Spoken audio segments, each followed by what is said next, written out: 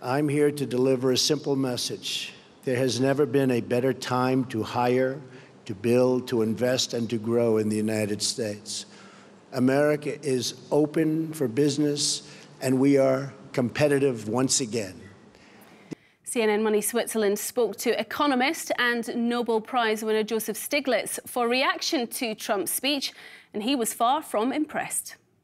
So I couldn't tell how many lies he made in the space of 25 minutes, and I don't know whether it's a record for him in the number of lies per minute, but I do know from just my recollection of data that, for instance, he claimed that there were more job creation. Well, in fact, in the last couple years of the Obama administration, there were much more job creation than during Trump. Trump is actually 20% below Obama. I know he would hate that, but those are the facts. So he didn't pass the fact check. He didn't pass the fact check. I'm a little disappointed that his team doesn't do fact checking, but that's life. Growth was much faster in the Clinton administration, particularly in the last years of the Clinton administration, but even when I was chairman of the Council of Economic Advisors. So again, the image that he wants to say that never has the economy been stronger is absolutely wrong. Well, shortly before Mr. Trump gave his closing address this afternoon, he met with Swiss President Alain Berset. Now, Trump told Alain Berset he's bringing back tremendous goodwill to the United States after his trip to Davos. And while touting his administration's economic successes, he also took credit for making Switzerland, quote, even richer. Switzerland is just a great place. So many friends in Switzerland, great investors, and you have a lot of our stock in the United States. So I have helped to make Switzerland even richer, and I'm very happy about that. Roche chairman Christophe France told CNN Money Switzerland today that the company will invest more following tax reform in the United States. The US is the largest market for the Basel-based pharmaceutical giant, which already has a significant part of its business there. What we obviously cherish from an industry perspective is the US tax reform, making the United States a much more competitive place to do business in, and that is in the case of Roche, allowing us to invest even further into research and development for new medicines. We'll have more on that interview a little bit later in the programme.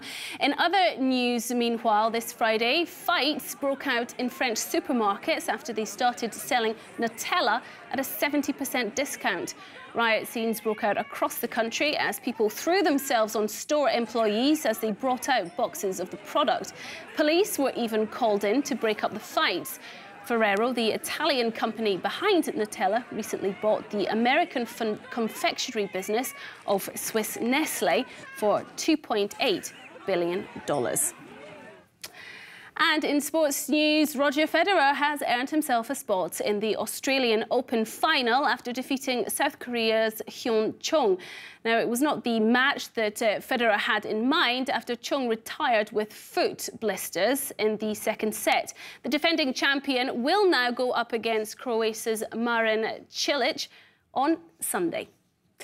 Well, that's you all up to date on the news headlines. Coming up, we'll have a rundown of the markets. First up, though, your weekend weather forecast.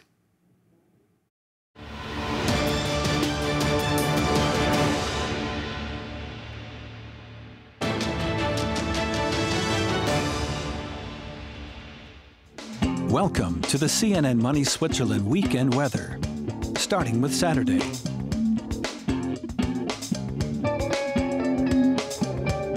And here are the comfort indexes for the Swiss cities.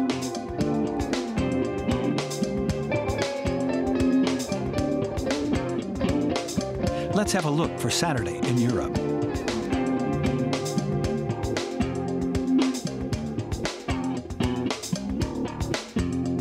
And the comfort indexes for some cities.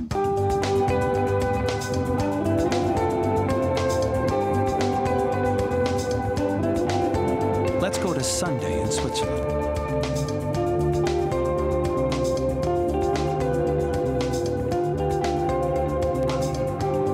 And here are the comfort indexes.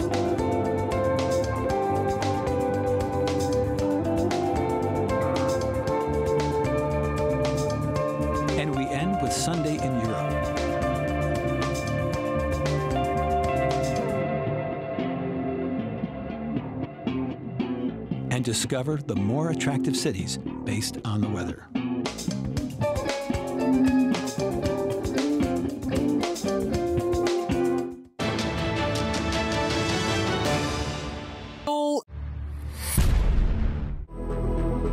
CNN Money Switzerland brings you the content you need, whenever, wherever you need it.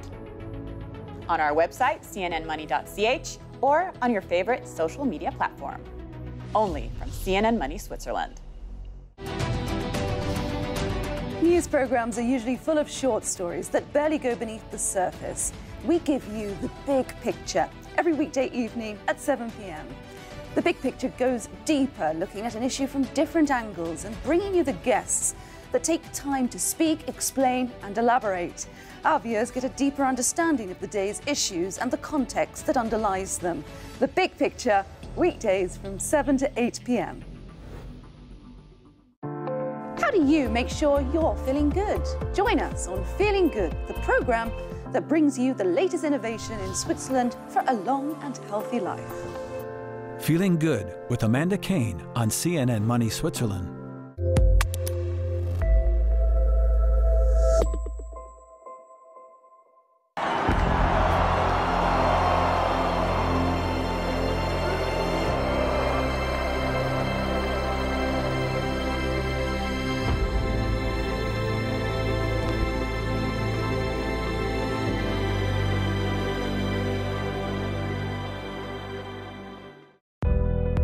How do you turn your idea into a successful business in Switzerland?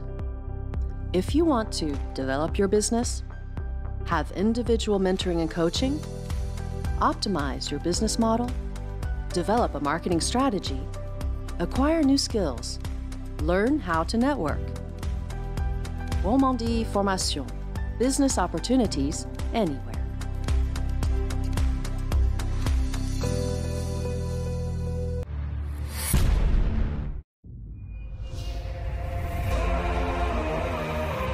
What drives the Swiss business world? What makes the economy tick? And how do companies react to the ever-changing challenges of the markets? We've got our finger on the Swiss pulse. Well, we'll bring you the ups and downs, bulls and bears of the world of business, always asking what it means for you. The Swiss Pulse, weekdays from 6 to 9 p.m.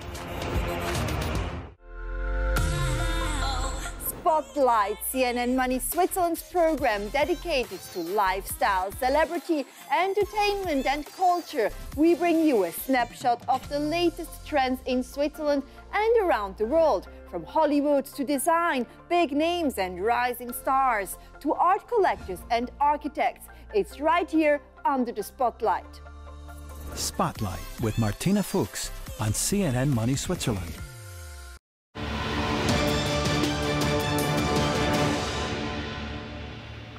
Well, let's bring you up to date now on the markets. You are, of course, watching Living Markets here on the Swiss Pulse.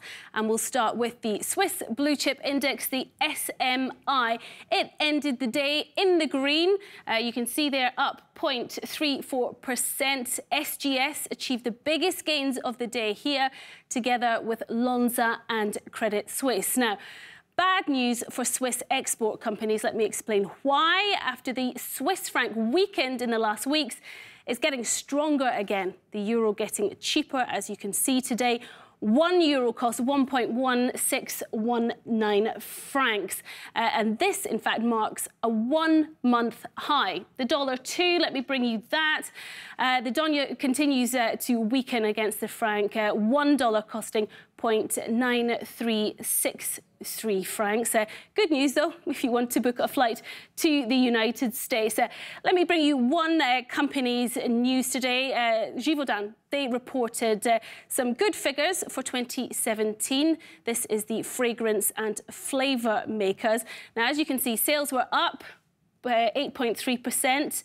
Net income also up by nearly 12%. And the dividend payout for shareholders has gone up slightly, up 3.6%. But interestingly, though, if you look at the share price of Givaudan today, well, They were down. In fact, the flavour and fragrance maker made the biggest loss of the day. It dropped by 1.73% today. Well, that's you up to date on the markets. One other piece of news coming out of Switzerland today is from Roche's chairman. He's revealed to us here at CNN Money Switzerland that following the US tax reforms, the pharmaceutical company will now be investing more. Here he is explaining what that means to Martina Fuchs. What we obviously cherish from an industry perspective is the US tax reform, making the United States a much more competitive place to do business in, and that is in the case of Roche, allowing us to invest even further into research and development for new medicines. So for the huge pharmaceutical giant Roche, how important is the US market? For most big pharma companies worldwide, the United States is the most important market. This is also true for Roche, sales-wise, with 40% of our global sales volume. But even more important, the United States is a country which values innovation, and that is an important source also of very capable people, scientists working for us, very encouraging for any pharma company to work for. Now, Roche said exactly 1 year ago that the company remains committed to the US despite Trump's pledges to crack down on the pharmaceutical companies. Have you changed your strategy since? We have been around in the United States for many, many decades, and we have seen that this is an important country, in particular with regard to inventing new powerful medicines, and we are confident that this will not change in the future. Now, Obamacare was not replaced last year. What does this mean for Roche? Is it better or worse for you? As long as every US citizen gets access to good health care, we are probably committed to continue our partnership with any administration in the United States. In this respect, we are confident that the United States also in the future will value innovative medicines, and the United States will stick to its traditional commitment to bring new treatments fast to patients. And that is important for us as one of those companies who has a fantastic track record to bring innovation to patients. You're investing so much into the US. Where does China fit into this equation? I think the Chinese market is in full growth mode. The Chinese government has taken strategic decisions to invest into healthcare. The growing wealth of a huge part of the Chinese population is translating in the need also to provide excellent healthcare in the country. And this is reflected in a slimlined approval process of new medicines. And the outcome is that many pharmaceutical companies see a very attractive growth. And in our case, as a company which is also providing diagnostic instruments, we are very well established, and China today is the second largest global market for our diagnostics business. Trump has pledged to cut the prices of medication. Are you planning to cut prices anytime soon, not just in the US, but worldwide, and especially for the poor? Yeah, these are extremely different topics. I think we have to remind ourselves that in most countries of the world, pricing in the pharmaceutical area is the outcome of a regulatory approval process. So it's the question whether we can agree with the regulatory authorities of a price which we feel is still reflecting the quality of the medicine which we have developed. With regard to very low-income countries, Roche is committed to bring our innovative medicines also to all patients in these countries where we have a very low ability to afford these products. So, for example, we do not even ask for patent protection in the poorest countries of the world, and we are giving very substantial discounts on our medicines in order to allow these countries also to integrate these medicines into their healthcare system. The future of healthcare is a big topic here at this year's WEF. What are some of the discussions that you are following?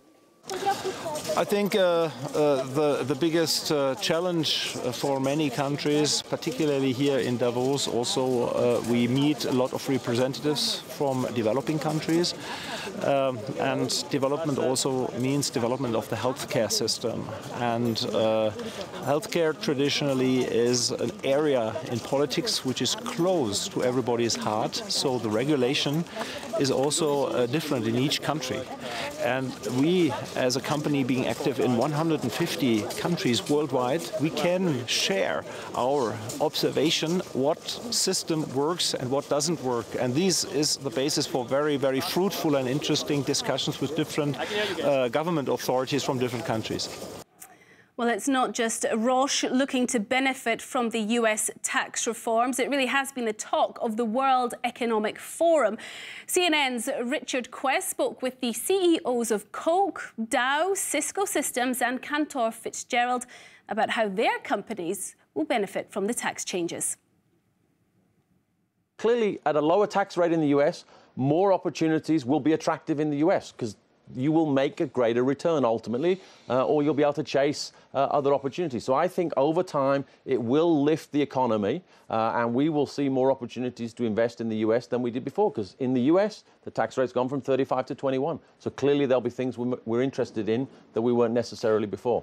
Obviously, our profits are going up, and you know, that's not a earnings forecast. It's just generically for the year. Stating the obvious. Yeah, stating the obvious. And clearly, you know, when you look at how we reward people based on improved profits, and we reward people with bonuses, and that'll be one of it. And then wages. The one thing we know for sure is that where the money was before, it wasn't benefiting anyone, sitting doing nothing.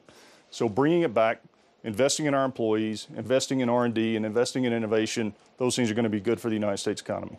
No clouds on the horizon, no storm coming. Everybody walks around saying they're nervous. They're just trying to create something because, let's face it, it's gorgeous out, and it's gorgeous in the economy around the world. I'm sorry. Are we living at the same WEF? Are we taking part in the same organisation here? Well, let's see. Europe is growing. How interesting is that? America is growing. Brexit could be a problem. Oh, well, all right, that was an unusual choice. You got to admit, that was an unusual choice. Right. But you can't. But the US so far, has got problems with inequality. The US has got problems, obviously, with the Mueller investigation. And, of course, the whole issue on immigration. You don't see these as problems? I see 320 million people doing better. The world's getting better. It's getting better in America. We're growing. We're adding more jobs. We're at low employment rates. We are getting nice growth. The world is doing better. It's a low growth world, but it's all better. You've got to admit it's better. You have to admit it's better. Well, it's better than maybe the Second World War, yes, but depends what your definition is. Come on, Europe is growing over 3%. Europe is growing over 3%. 2 years ago when we talked, when you and I have said that. 7 years after the recession, after billions of being... I mean, I take your point on board, but they haven't... All right, so if everything's going so much better, are we justified in this stock market at these levels? It's only just begun. Oh, come on, you would say that. It's only just begun. I said it last year with you, and so far so good, and I'll say it again this year. The world cannot, the US especially, cannot imagine what it really means to cut every single company's taxes from 35 to 21. They just can't imagine. You know what that means next quarter? All the companies in America are going to announce better earnings. All of them. It's unprecedented. So if that's, do you accept then that it is incumbent to share those benefits and spoils with workers, with employees, with everybody? Absolutely. That must, I mean, I use Absolutely. the word trickle down. It's got to have more. It's got to have a waterfall down. Of course it does. But you got to remember, every pension fund in America owns stocks, right, and they're all going up. Well, UBS Chairman Axel Weber is among those who attended the events in Davos this week, and CNN Money's Richard Quest also caught up with him to get his view on the economic climate. The environment that we're in today, economically, extremely good. Extremely good.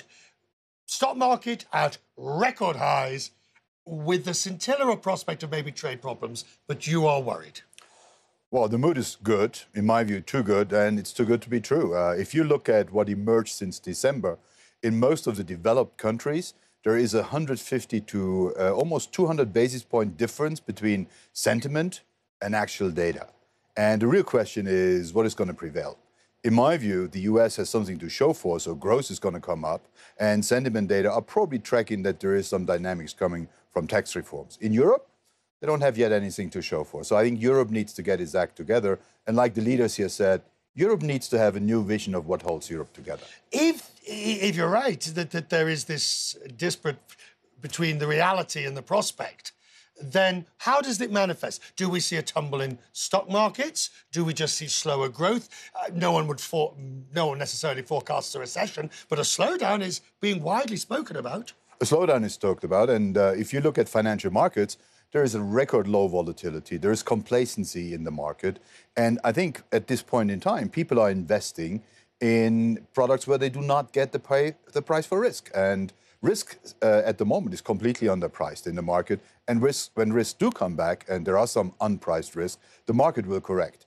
You look at inflation. Nobody has inflation on the radar screen. If the economy continues to improve like it does, inflation will re-emerge. We're seeing higher wages. And people are simply taking all of these negative potential developments off the table. We're in a kind of Goldilocks environment, but things will correct. I mean, volatility is not gone forever. It's just suppressed now.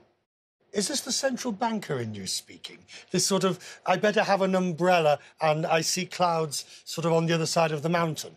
No, it's not. I think if you look at where financial markets now are, you do actually see that our clients are engaging, they are investing, and for the moment that's all right. But look at the US stimulus. It is producing 0.5% to 0.75% extra growth this year and next. But it's a short-term stimulus. We haven't fixed the underlying long-term problem. So if you end up with a United States that's growing, say, 3.5%, maybe 4% if Donald Trump gets his ways, you've got the tax reform, those companies in the US, your own included to some extent, will benefit for the foreseeable future.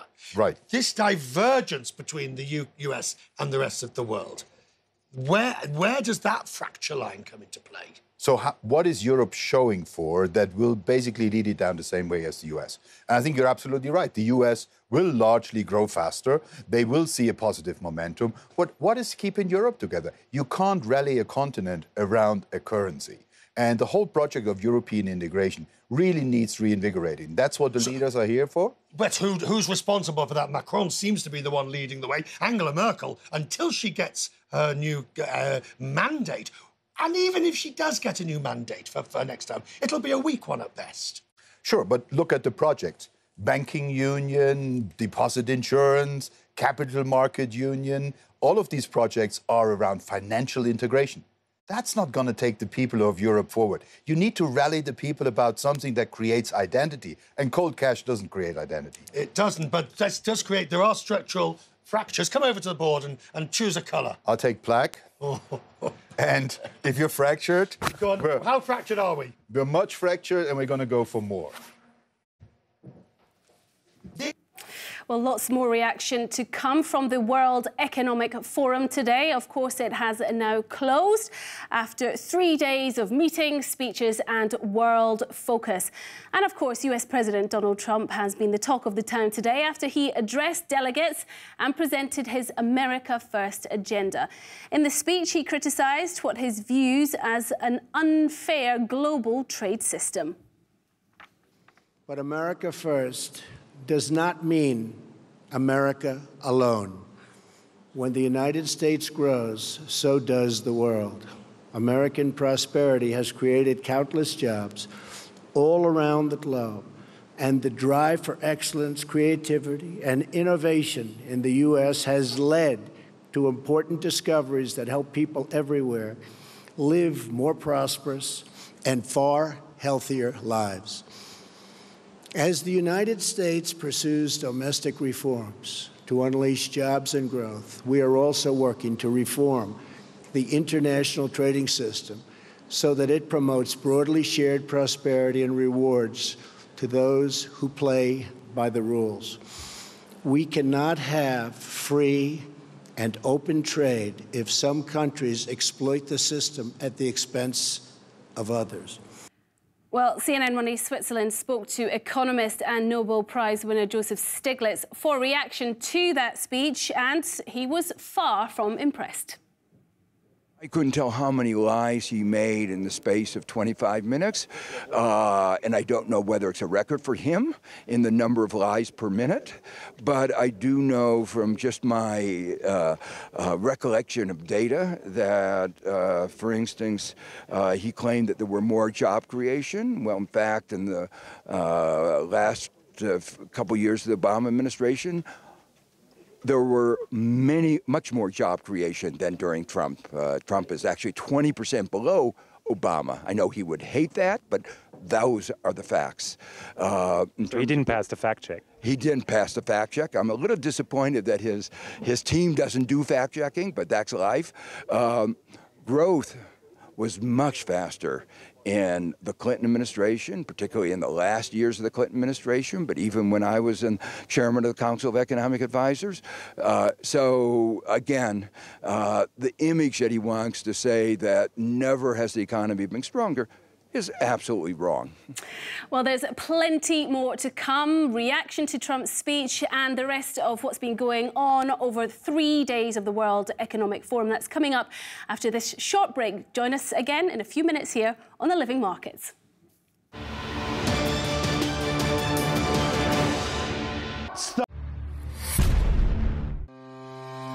CNN Money Switzerland brings you the content you need whenever, wherever you need it. Get the latest Swiss business and financial information on TV, on our website, CNNMoney.ch, or on your favorite social media platform.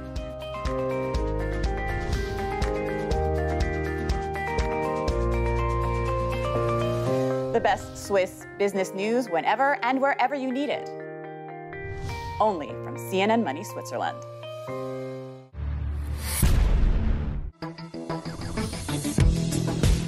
Let's talk tech. Do you want to see the latest gadgets? Understand where robotics will take us next? Find out more about the pioneers and their latest research? Join us on Tech Talk, where we'll be meeting the people behind the big ideas here in Switzerland and around the world, and finding out what it means for businesses, consumers, and the planet. Tech Talk with Anna Maria Montero on CNN Money Switzerland.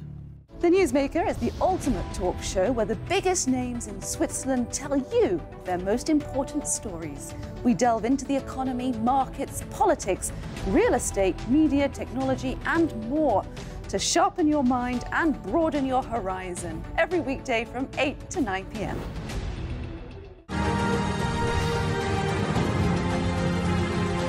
At the end of the business day, we're only just getting started. On The Living Markets from 6 to 7 p.m., we crunch the numbers on the financial markets, bring you the top analysis of the day, and set the agenda for tomorrow. Always with Switzerland important global links in mind. The Living Markets, weeknights from 6 to 7 p.m., only on CNN Money Switzerland.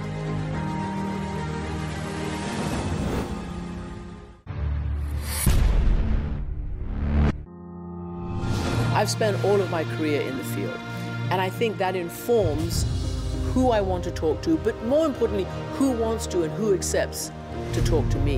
And I hope that what I bring to the table is a rigorous search for the truth and a rigorous determination and an effort to hold power accountable. Amanpour.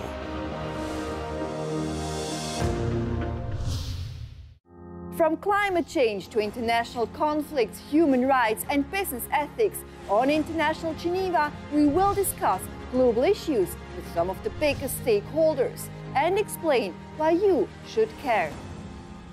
We try to be global and we try to be smart. What I want to hear are authentic voices of people who are passionate or intelligent, and that's the consistency that we try to get at. Fareed Zakaria, GPS.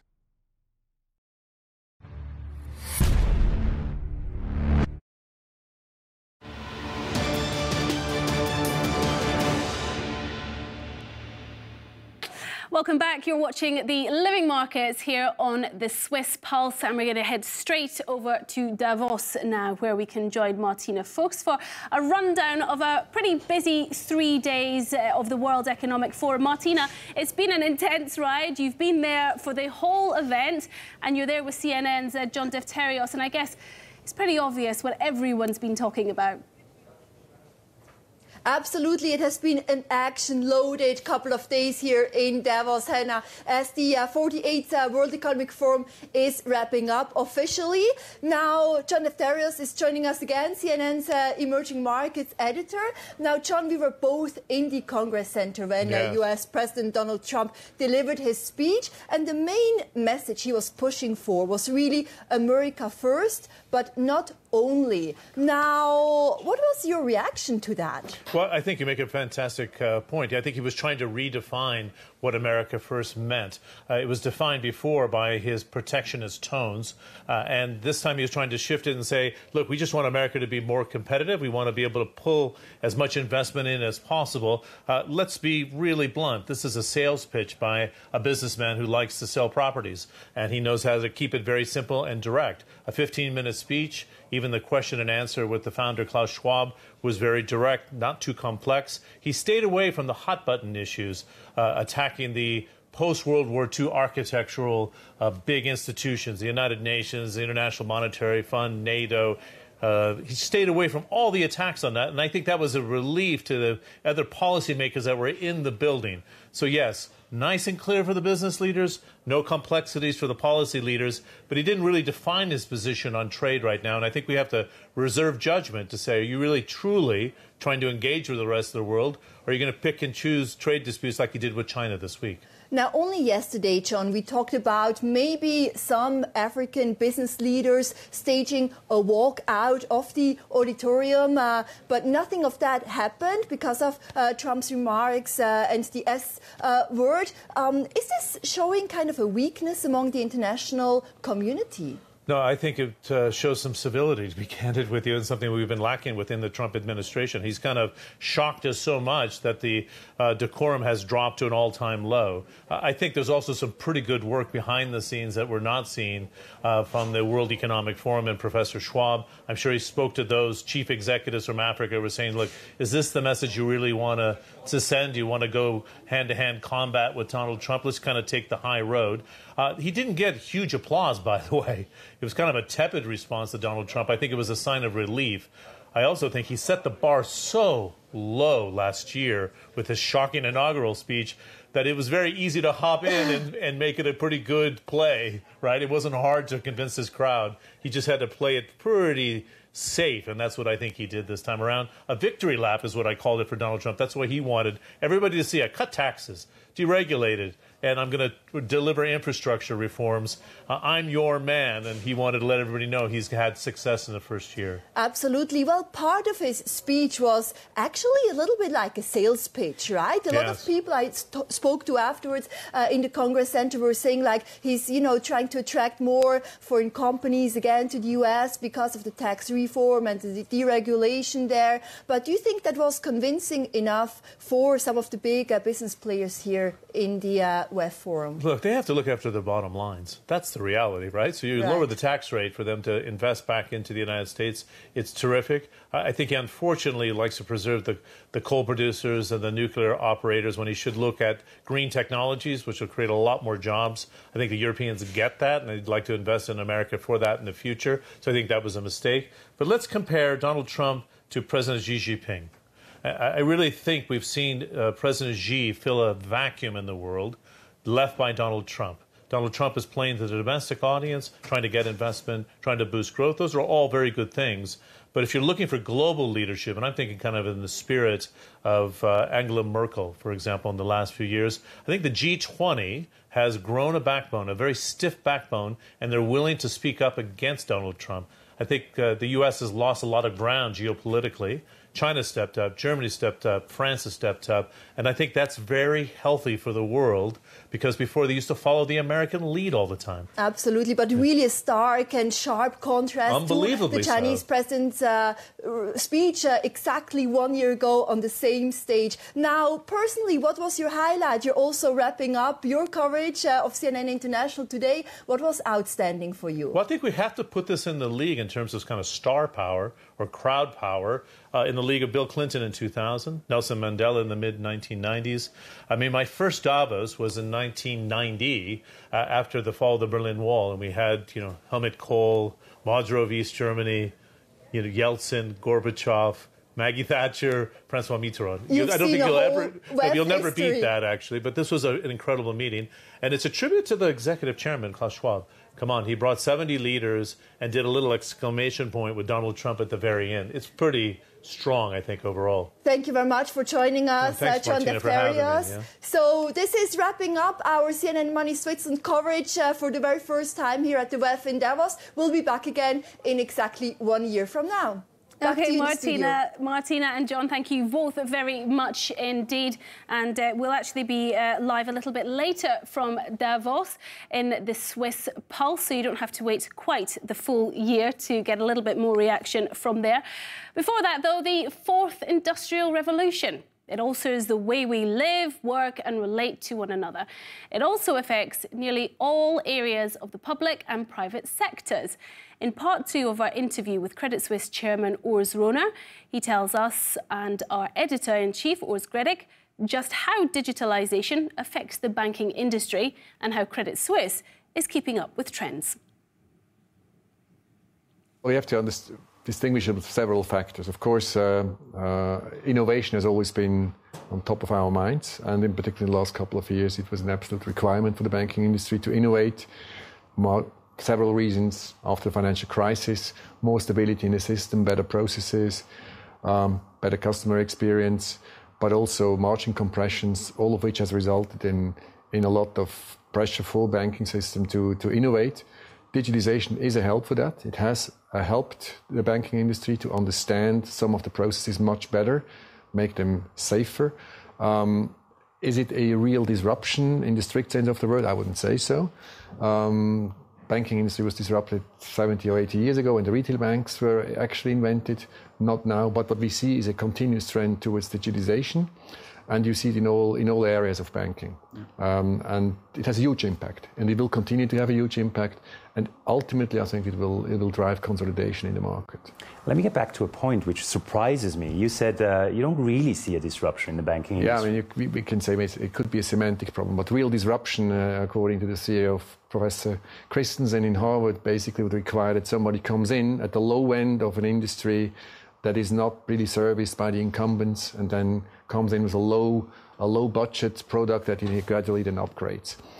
That's not the case in banking. When you see fintech companies, what they're doing, they're trying to go directly against what banks are doing, with the argument we can do it better, faster.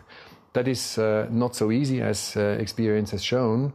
And I would say from that perspective, it's not a real disruption so far. Now, can there be real disruption in the banking industry? Yes, it's possible. There are companies out there who have a lot of data, and there are a lot of companies who understand data, and they understand data much better than traditionally banks did. Now we have done a lot of work in that, be it artificial intelligence, big data analytics, etc., in the last couple of years. But I mean, there's no question if a company like Facebook or Apple or Google would want to go into banking, and there may be several reasons why they don't want to do that. Why is that? What do you think? Well, there's several reasons. One of which, I mean, I'm sure they will try to get into parts of the value chain. I think they will try to stay away from the regulated activities of banking for as long as they can. This is not always only fun, as we have all learned. It's very complex. It requires a lot of investment, and it makes the job really difficult. So for them to go into that sector, I'm not sure that's what they want to do, but they will try to use parts of the value chain where they can optimize the services. But I mean, most of them have a banking license anyway. So don't you see likes of Google, Amazon, Facebook? Don't you see them as your disruptors? Not yet. And the question is a completely different one. I mean, there's no doubt in my mind that they would have all the ingredients it takes to run a bank.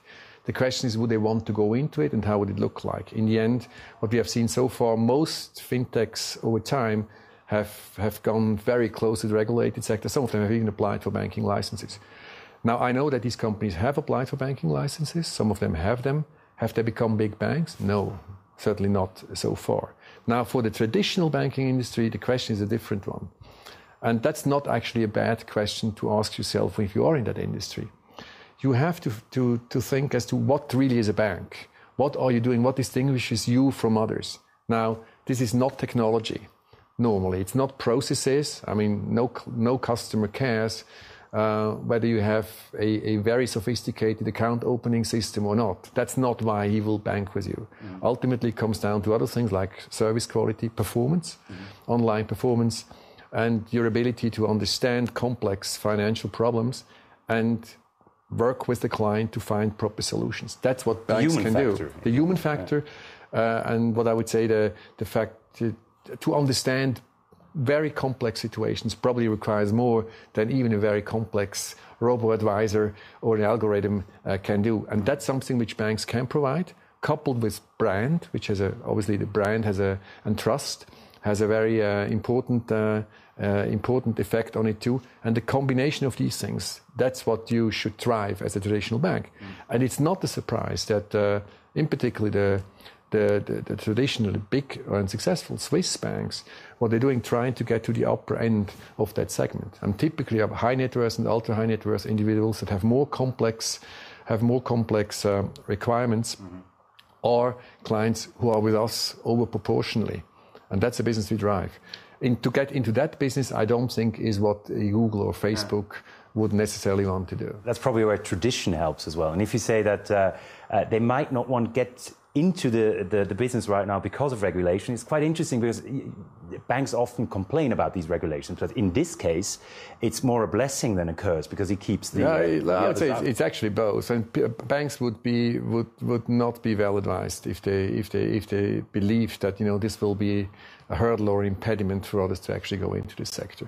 I think we have to optimize our own services. We have to make sure that we really understand what ultimately drives our business and how we most efficiently can run our own organizations.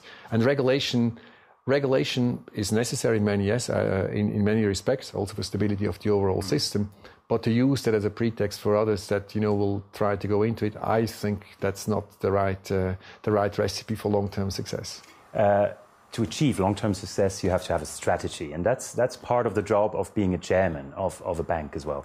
How do you deal personally with all these, let's say, these new buzzwords and all the news that comes out almost daily in the world of digitalization? How much do you follow it, and how much do you implement it in the strategy? Well, as I've tried to explain before, I mean, buzzwords are buzzwords. And we all hear them, we read them, and we have an idea about it. Ultimately, what you have to ask yourself if you are responsible for the strategy of a bank or a banking group or a global banking group, like I am, you want to understand what ultimately drives your business. So there are several aspects to it. The one is a technical aspect. How can you improve your processes? And quite frankly, the financial services industry in the past has not been extremely efficiently run. So there was a lot that had to be done, and there's a lot that was done. Several of these new digital techniques or algorithms, capabilities, artificial intelligence have helped us understand our own clients much better. Now that's something which is maybe a pity that you have to say that in the services industry, but it's clear. We have a lot of data, but I'm not sure we always understood the data correctly. Now, obviously, all these tools help. Now you know your customer better. Yes. So it will help define a strategy. Ultimately, what you have to do is to think, what would the client of the future want from you? How can you service that client well? And how can you be in a spot that is actually quite difficult for others to compete with you very successfully? So you drive it towards that end. That's what we're doing. We have done that analysis. We think we are on the right path to grow the business from that perspective. And in that context, obviously look at all of these things. We do artificial intelligence. We have big data applications. We have data lakes within our companies. We have completely changed the way we operate our businesses. In the last 7 years since I'm chairman, I would suggest that probably all of our businesses, almost all of our businesses, are run differently than they were run before the crisis. And how does that process work? I mean, can you afford to sit something out and just wait how things are going and where things are leading, or do you have to be on the forefront of that revolution? It's an interesting question. As you probably have to do several things at the same time. One thing is clear: big organizations are not normally the environment in which hardcore innovation works the best. So you have to go out as well and see what is out there. And what we have done, we drive it a lot of it. We drive internally. We have our own lab. We have a compliance lab that invents new technologies, new processes, new procedures, and is very successful. And it has allowed us to do much more secure, safer, faster at a fraction of the cost. So there I would say we are really at the forefront. We have, in 2012, I did a project which I ran out of the chairman's office to just review what was out there and what we are doing and how we could potentially disrupt our own businesses. We called it Future Lab, and out of this we have developed several things, among them a digital private bank in Asia, which I would say is, from its features and what it can do, probably top notch still today. And then what we have done, we have brought in people from the outside who were working in the digital industry. Initially as board members, now I have an innovation and technology committee chaired by that person who was the former head of Google X. And we look as to what's going on, and there's a small lab in San Francisco run by a couple of people.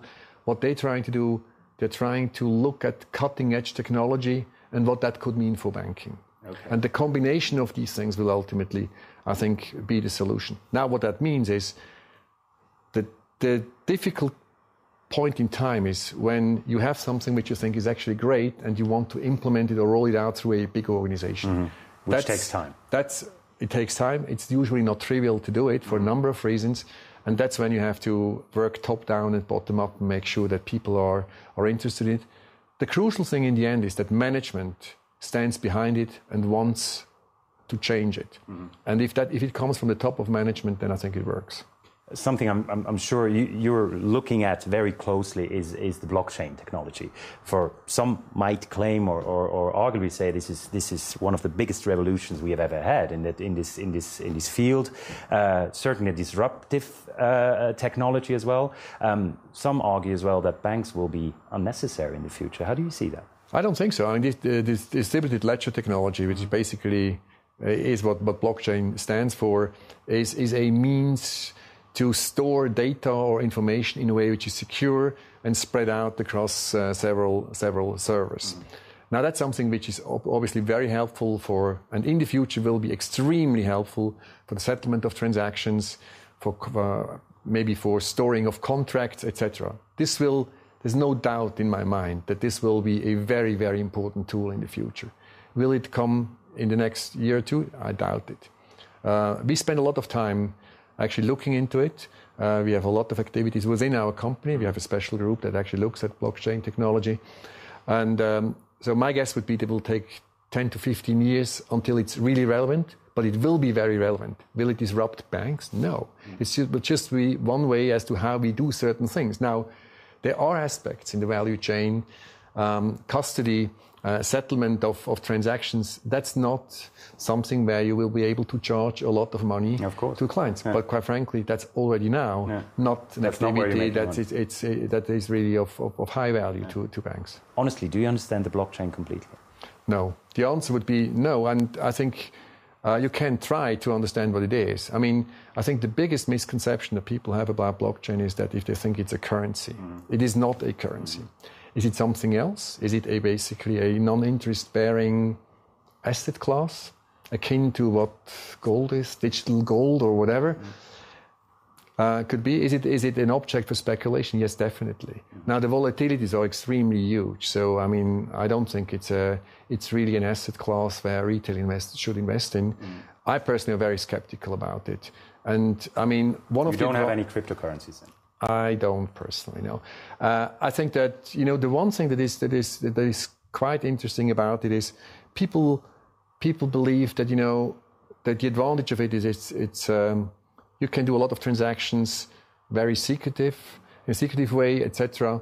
You don't know who the owner is of that currency, etc. I can tell you up to a certain point that may help Bitcoin. After that, there's no doubt in my mind, if it became too big, governments and central banks would step in and they would regulate it out. I mean, there's no free lunch in that space. And so I'm very skeptical. One thing is clear for me. Is it a currency? No, absolutely not. Well, thanks for being with us here on the Living Markets. It's time for some sport, and Ana Maria Montero is looking forward to a massive weekend with our sports correspondent, Matt Layton.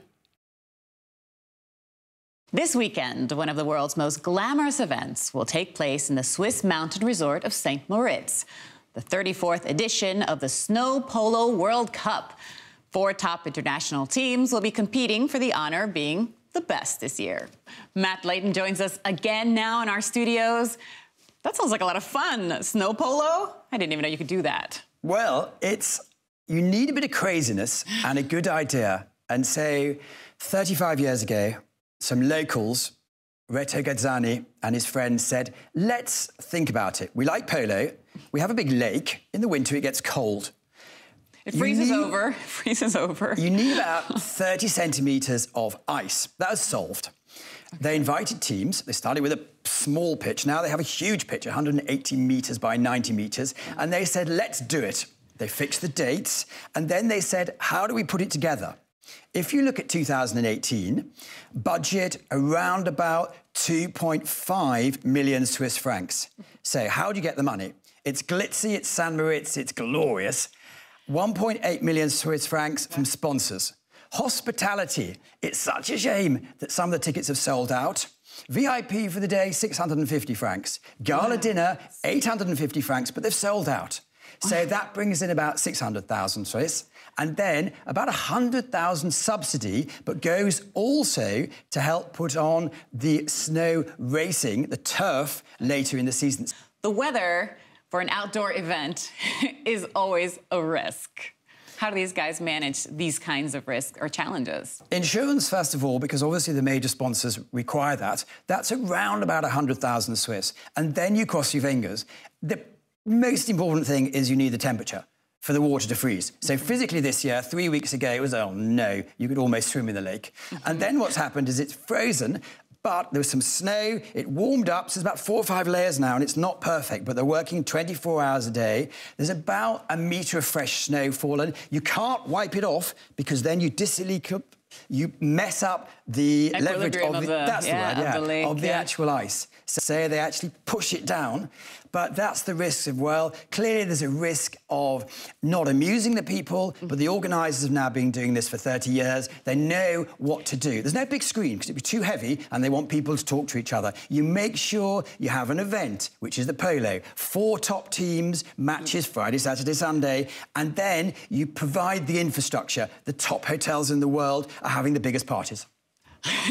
And no doubt that you will probably be showing up at one of those parties. But just to finish, you've brought along some, I don't know, why don't you tell me, props? Well, here's what the are we ball. talking about? Look, it's squeezy. It's a bit of a surprise, isn't it? Because the classical polo ball is smaller, hard plastic and not squeezy. This is almost like a children's toy or so, no? Well, and it's bright red. It's you can't bright mix it red. in the snow. Huh? It means that you're on a flat surface, you're on a lake, so it's just to help a little bit. Crucially, what's really interesting is the horseshoe.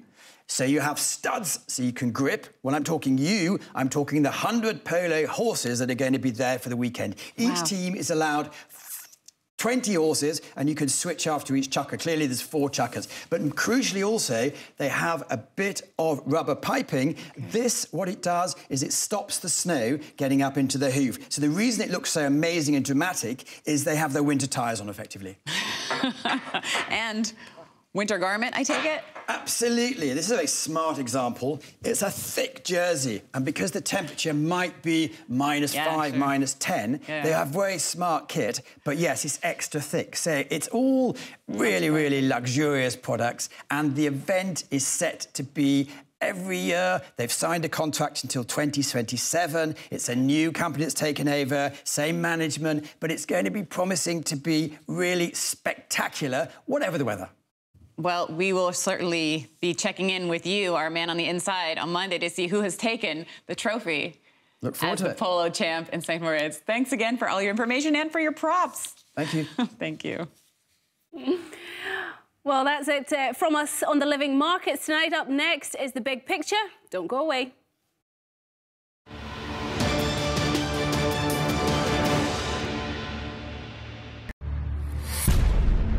CNN Money Switzerland brings you the content you need, whenever you need it.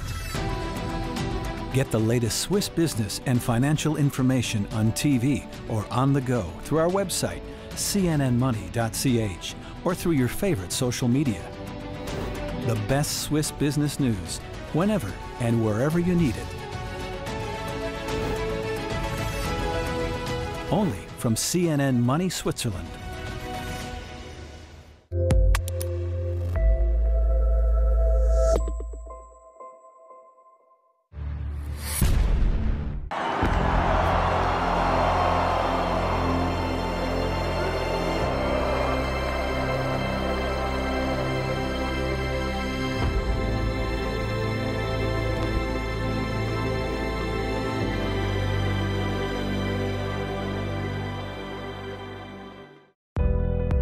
How do you turn your idea into a successful business in Switzerland? If you want to develop your business, have individual mentoring and coaching, optimize your business model, develop a marketing strategy, acquire new skills, learn how to network. Romandie Formation, business opportunities anywhere.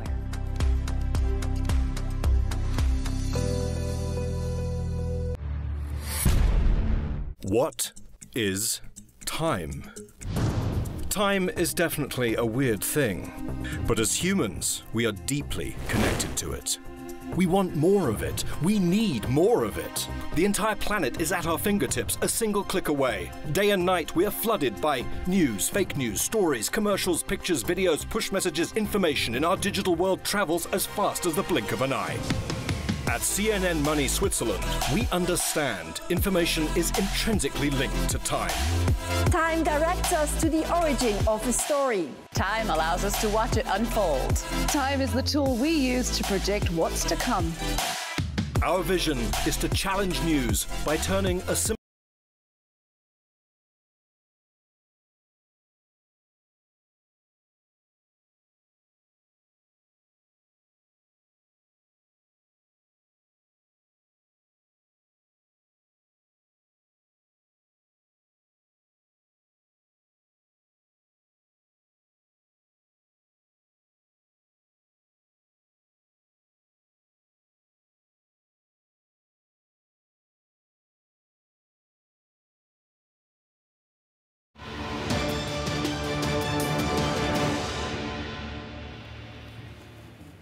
Well, Donald Trump takes center stage in Davos today.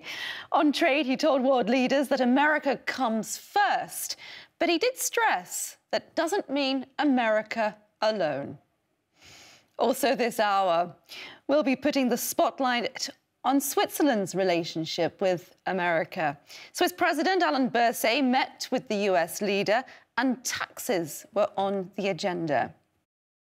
Now, he's a Swiss businessman, former diplomat, and currently the biggest collector of Chinese contemporary art. In our Newsmaker Hour, we talked to Uli Sig about his passion for collecting, as well as the challenges artists face in China. So let's start this evening by taking a look at news in Switzerland and around the world. Well, the World Economic Forum in Davos has come to a close this Friday.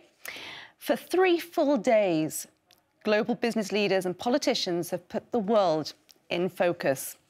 Today, it was US President Donald Trump who stole the show by presenting his America First agenda to the delegation. In the speech, he criticized what he views as an unfair global trade system. America First does not mean America alone. When the United States grows, so does the world. American prosperity has created countless jobs all around the globe, and the drive for excellence, creativity, and innovation in the U.S. has led to important discoveries that help people everywhere live more prosperous and far healthier lives. As the United States pursues domestic reforms to unleash jobs and growth, we are also working to reform the international trading system so that it promotes broadly shared prosperity and rewards to those who play by the rules. We cannot have free and open trade if some countries exploit the system at the expense of others. And the US leader there also put on his sales hat today, telling the audience that the US is open for business. The world is witnessing the resurgence of a strong and prosperous America. I'm here to deliver a simple message. There has never been a better time to hire, to build, to invest, and to grow in the United States. America is open for business, and we are competitive once again. And shortly after Mr. Trump's speech, CNN Money Switzerland spoke to Nobel Prize-winning economist Joseph Stiglitz for his reaction to Trump's speech. So I couldn't tell how many lies he made in the space of 25 minutes. And I don't know whether it's a record for him in the number of lies per minute. But I do know from just my recollection of data that, for instance, he claimed that there were more job creation. Well, in fact, in the last couple years of the Obama administration, there were much more job creation than during Trump. Trump is actually 20% below Obama. I know he would hate that, but those are the facts. He didn't pass the fact check. He didn't pass the fact check. I'm a little disappointed that his team doesn't do fact checking, but that's life.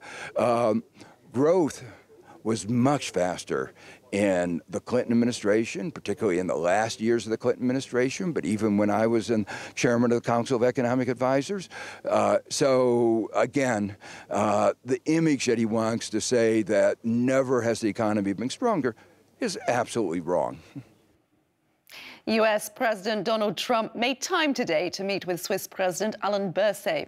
Trump told Berset he's bringing back tremendous goodwill to the US after his trip to Davos. He also praised his administration for economic success, before adding that he had made Switzerland even richer. Switzerland is just a great place. So many friends in Switzerland, great investors, and you have a lot of our stock in the United States. So I have helped to make Switzerland even richer, and I'm very happy about that. Roche chairman Christophe France told CNN Money Switzerland that the company will invest more following tax reform in the US. The US is the largest market for the Basel-based pharmaceutical giant, which already has a significant part of its business there. What we obviously cherish from an industry perspective is the US tax reform, making the United States a much more competitive place to do business in, and that is in the case of Roche, allowing us to invest even further into research and development for new medicines. In other non-Trump news this evening, there has been uproar in French supermarkets this Friday after jars of Nutella flew off the shelves at a 70% discount. So popular is the product, especially at a fraction of the price, customers threw themselves at personnel coming out of the stockroom to get their hands on as many supplies as possible. Police were called to break up the brawls. Ferrero, the Italian company behind the Nutella brand, recently bought the US confectionery business of Swiss food giant Nestlé's for $2.8 billion. And in sport, Roger Federer has earned himself a spot in the Australian Open final after defeating South Korea's Hyun Chung. It was not the match Roger Federer had in mind after Chung retired with foot blisters in the second set. The defending champion will now go up against Croatia's Marin Cilic on Sunday. Well, you're with us here on The Big Picture, so don't go away because there's plenty more coming up in the programme.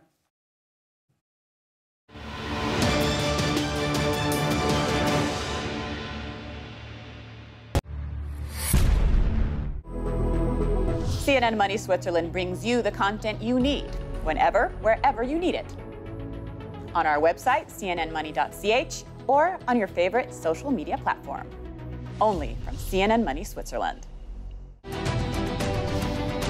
News programs are usually full of short stories that barely go beneath the surface. We give you the big picture every weekday evening at 7 p.m.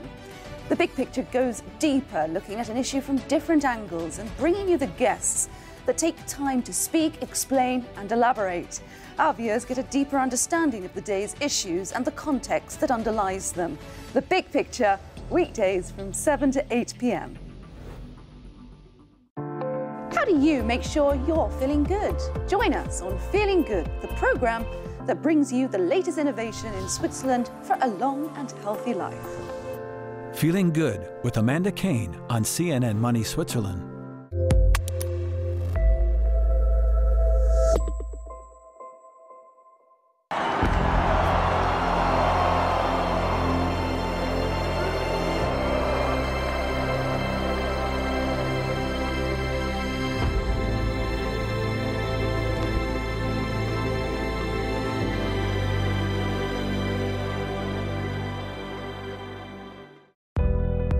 How do you turn your idea into a successful business in Switzerland?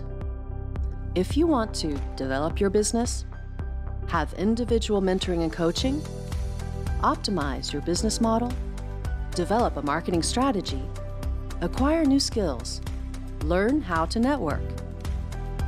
Romandie Formation, business opportunities anywhere.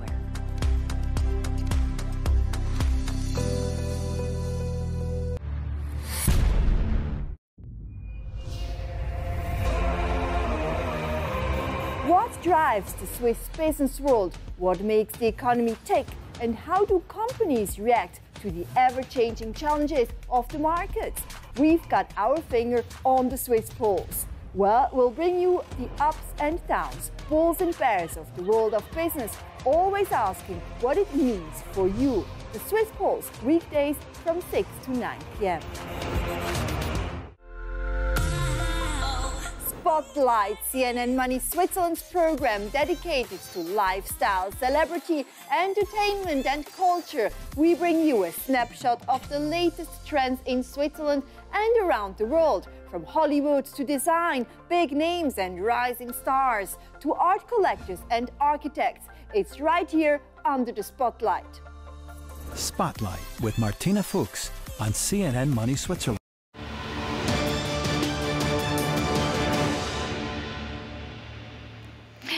Welcome to the Swiss Pulse, live in Zurich. Now, US President Donald Trump has given the speech Davos was waiting for. The US leader put on his sales hat as he addressed participants, saying that the US is open for business. Relationship building was also high on the agenda last night. Mr. Trump attended a dinner with 15 top global business leaders. They included Nestlé's Mark Schneider, ABB's Ulrich Spiesshofer, and Novartis's Vaz Narasimhan. Now let's listen to what Mr. Trump had to say. The world is witnessing the resurgence of a strong and prosperous America. I'm here to deliver a simple message. There has never been a better time to hire, to build, to invest, and to grow in the United States. America is open for business, and we are competitive once again. America is the place to do business. So come to America, where you can innovate, create, and build. I believe in America. As President of the United States, I will always put America first, just like the leaders of other countries should put their country first also. But America first does not mean America alone. When the United States grows, so does the world. American prosperity has created countless jobs all around the globe, and the drive for excellence, creativity, and innovation in the U.S. has led to important discoveries that help people everywhere live more prosperous and far healthier lives. As the United States pursues domestic reforms to unleash jobs and growth, we are also working to reform the international trading system so that it promotes broadly shared prosperity and rewards to those who play by the rules. We cannot have free and open trade if some countries exploit the system at the expense of others. We support free trade, but it needs to be fair and it needs to be reciprocal, because in the end, unfair trade undermines us all. The United States will no longer turn a blind eye to unfair economic practices, including massive intellectual property theft, industrial subsidies, and pervasive state-led economic planning. These and other predatory behaviors are distorting the global markets and harming businesses and workers, not just in the U.S., but around the globe. Just like we expect the leaders of other countries to protect their interests, as President of the United States, I will always protect the interests of our country, our companies, and our workers. We will enforce our trade laws and restore integrity to our trading system.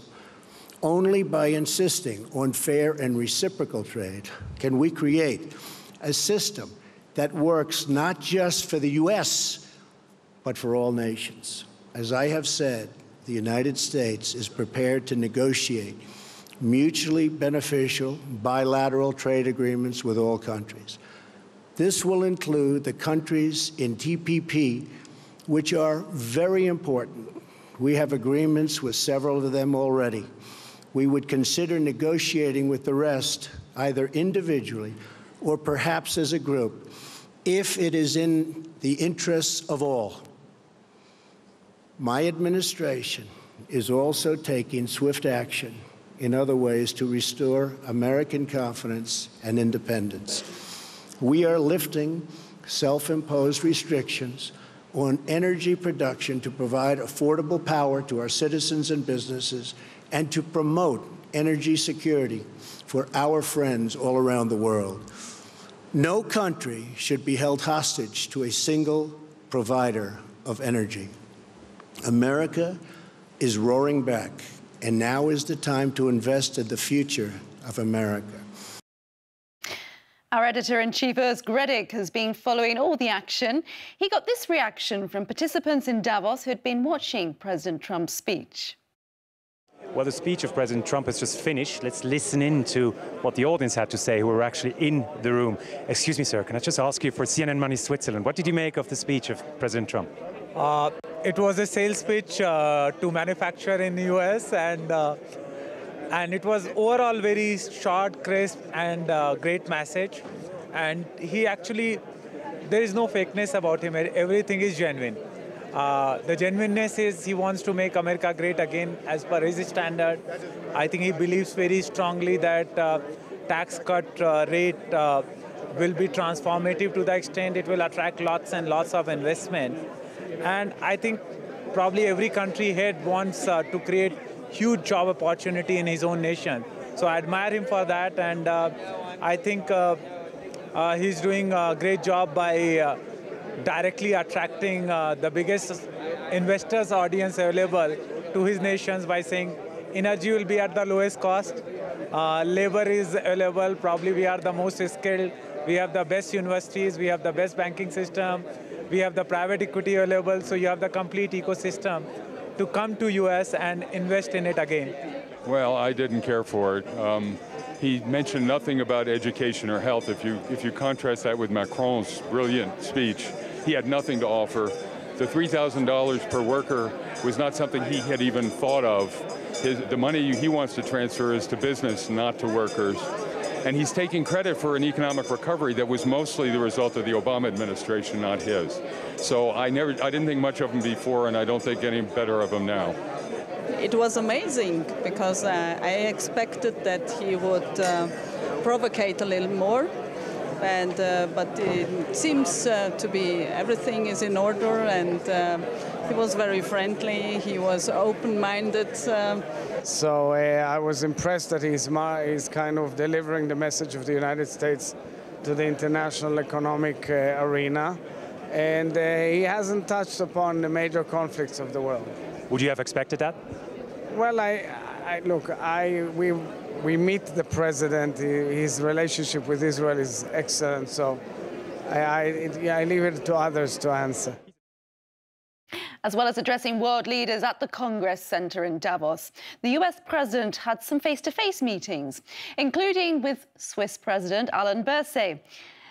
CNN Money Switzerland editor-in-chief Urs Gredig caught up with Mr. Berset to hear what was discussed. Was the tax reform a topic in your 45-minute talk, and what could it mean to the companies in Switzerland? Well, I think President Trump mentioned the tax reform at the beginning of the meeting. He mentioned the tax reform, and I think it's an important thing for the USA, and we have to see now what it means for Switzerland. But as you know, we are also reforming our tax system in Switzerland. It's not so easy. We have the direct democracy. We have to have the people with us, but we have to see how it developed there in the United States and how it will be developed in Switzerland. We are making the job. What about the financial sector? Certain banks are still waiting for the fine. Did you talk about that? Yes, we talked about that, and I told President Trump, I think, it was a lot of discussions in the past about that, and we need now to turn the page, to find a solution for all the cases. They are still open, and I think he took note of this point. And he took note also because, I've made the link between the invest in the USA and how is it to finance, and the link between the invest and the financial sector in the United States. And I think I think it will be possible to find solutions. How was the atmosphere between one president to the other? It was a good one. It was a good atmosphere. It was a good, personal, mutual and personal meeting, and it was a very good atmosphere, very open, and we could go inside all most important points without problem.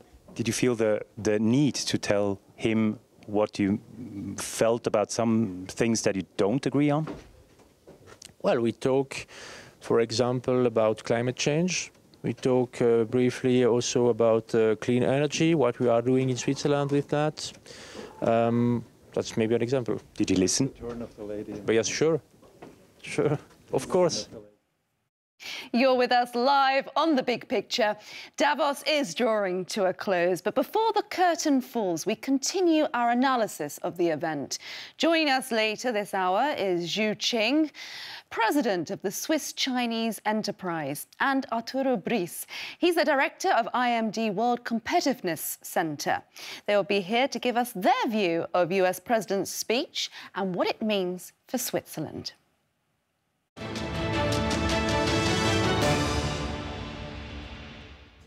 Welcome to the CNN Money Switzerland weekend weather, starting with Saturday.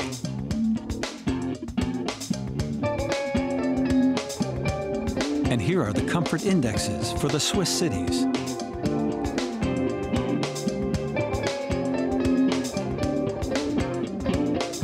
Let's have a look for Saturday in Europe.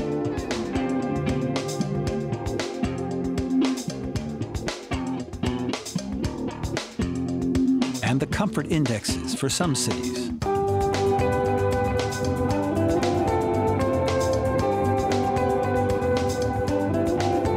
Let's go to Sunday in Switzerland.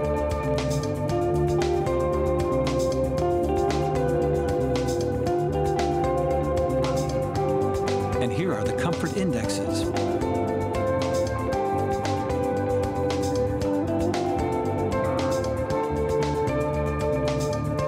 And we end with Sunday in Europe.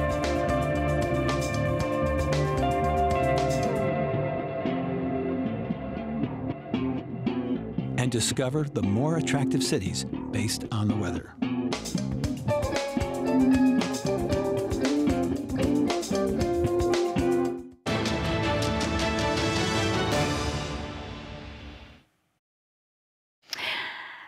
Lots what's happening in the world of sports this weekend. And here's an in-depth roundup with my colleague, Ana Maria Montero.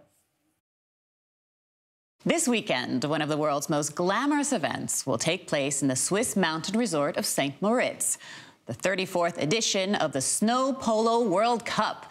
4 top international teams will be competing for the honor of being the best this year. Matt Layton joins us again now in our studios. That sounds like a lot of fun. Snow polo? I didn't even know you could do that. Well, you need a bit of craziness and a good idea. And so 35 years ago, some locals, Reto Gazzani and his friends said, let's think about it. We like polo. We have a big lake. In the winter, it gets cold. It freezes over. It freezes over. You need about 30 centimetres of ice. That was solved. They invited teams. They started with a small pitch. Now they have a huge pitch, 180 metres by 90 metres. And they said, let's do it. They fixed the dates. And then they said, how do we put it together? If you look at 2018, budget around about 2.5 million Swiss francs. So how do you get the money? It's glitzy, it's St. Moritz, it's glorious. 1.8 million Swiss francs from sponsors. Hospitality. It's such a shame that some of the tickets have sold out. VIP for the day, 650 francs. Gala dinner, 850 francs, but they've sold out. So that brings in about 600,000 Swiss. And then about 100,000 subsidy, but goes also to help put on the snow racing, the turf, later in the season. The weather for an outdoor event is always a risk. How do these guys manage these kinds of risks or challenges? Insurance, first of all, because obviously the major sponsors require that. That's around about 100,000 Swiss. And then you cross your fingers. The most important thing is you need the temperature for the water to freeze. So physically this year, 3 weeks ago, it was, oh no, you could almost swim in the lake.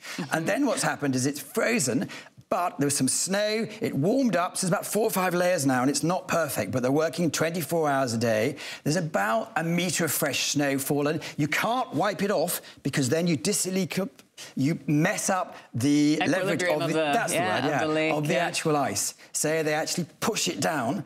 But that's the risk of, well, clearly there's a risk of not amusing the people, but the organisers have now been doing this for 30 years. They know what to do. There's no big screen, because it'd be too heavy, and they want people to talk to each other. You make sure you have an event, which is the polo. 4 top teams, matches Friday, Saturday, Sunday, and then you provide the infrastructure. The top hotels in the world are having the biggest parties. And no doubt that you will probably be showing up at one of those parties. But just to finish, you brought along some, I don't know, why don't you tell me, props? Well, here's what the are we ball. talking about? Look, it's squeezy. It's a bit of a surprise, isn't it? Because the classical polo ball is smaller, hard plastic and not squeezy. This is almost like a children's toy or so, no? Well, and it's bright red. It's you can't bright miss it red. in the snow, huh? It means that you're on a flat surface, you're on a lake, so it's just to help a little bit. Crucially, what's really interesting is the horseshoe. So you have studs, so you can grip. When I'm talking I'm talking the 100 polo horses that are going to be there for the weekend. Each team is allowed 20 horses, and you can switch after each chucker. Clearly, there's 4 chuckers. But crucially also, they have a bit of rubber piping. This, what it does, is it stops the snow getting up into the hoof. So the reason it looks so amazing and dramatic is they have their winter tyres on, effectively. And winter garment, I take it? Absolutely. This is a very smart example. It's a thick jersey, and because the temperature might be -5, -10, they have very smart kit, but yes, it's extra thick. So it's all really, really luxurious products, and the event is set to be every year. They've signed a contract until 2027. It's a new company that's taken over, same management, but it's going to be promising to be really spectacular, whatever the weather. Well, we will certainly be checking in with you, our man on the inside, on Monday to see who has taken the trophy Look forward as to the it. polo champ in St. Moritz. Thanks again for all your information and for your props. Thank you. Thank you.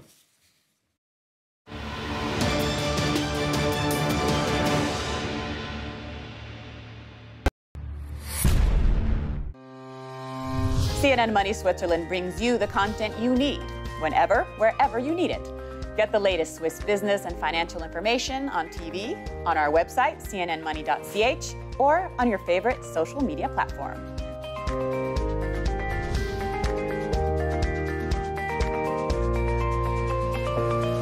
The best Swiss business news whenever and wherever you need it. Only from CNN Money Switzerland.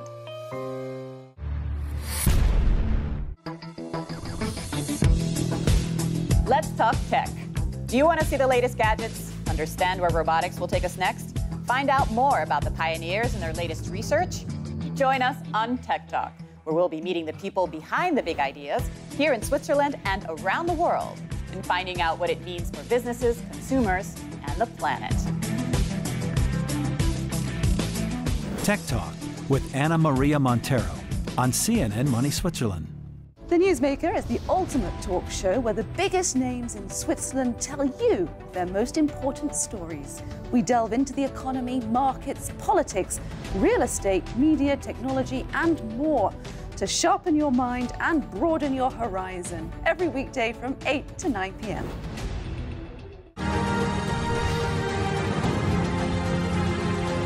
At the end of the business day, we're only just getting started. On the living markets from 6 to 7 p.m., we crunch the numbers on the financial markets, bring you the top analysis of the day, and set the agenda for tomorrow. Always with Switzerland important global links in mind. The living markets, weeknights from 6 to 7 p.m., only on CNN Money Switzerland.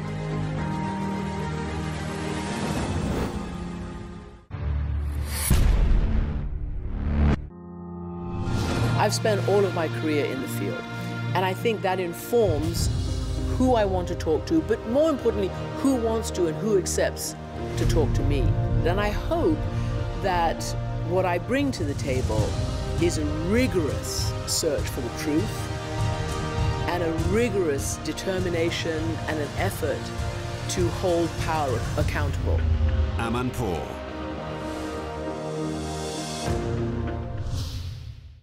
From climate change to international conflicts, human rights and business ethics, on International Geneva, we will discuss global issues with some of the biggest stakeholders and explain why you should care. We try to be global and we try to be smart. What I want to hear are authentic voices of people who are passionate or intelligent, and that's the consistency that we try to get at. Fareed Zakaria, GPS.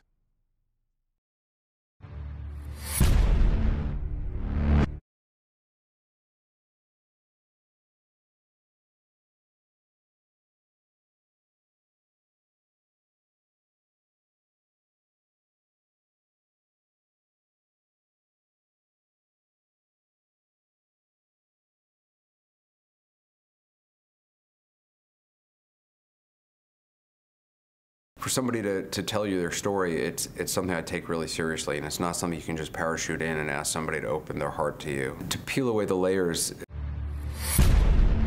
CNN Money Switzerland brings you the content you need. A warm welcome. You're watching the Swiss Pulse. We're live in Zurich.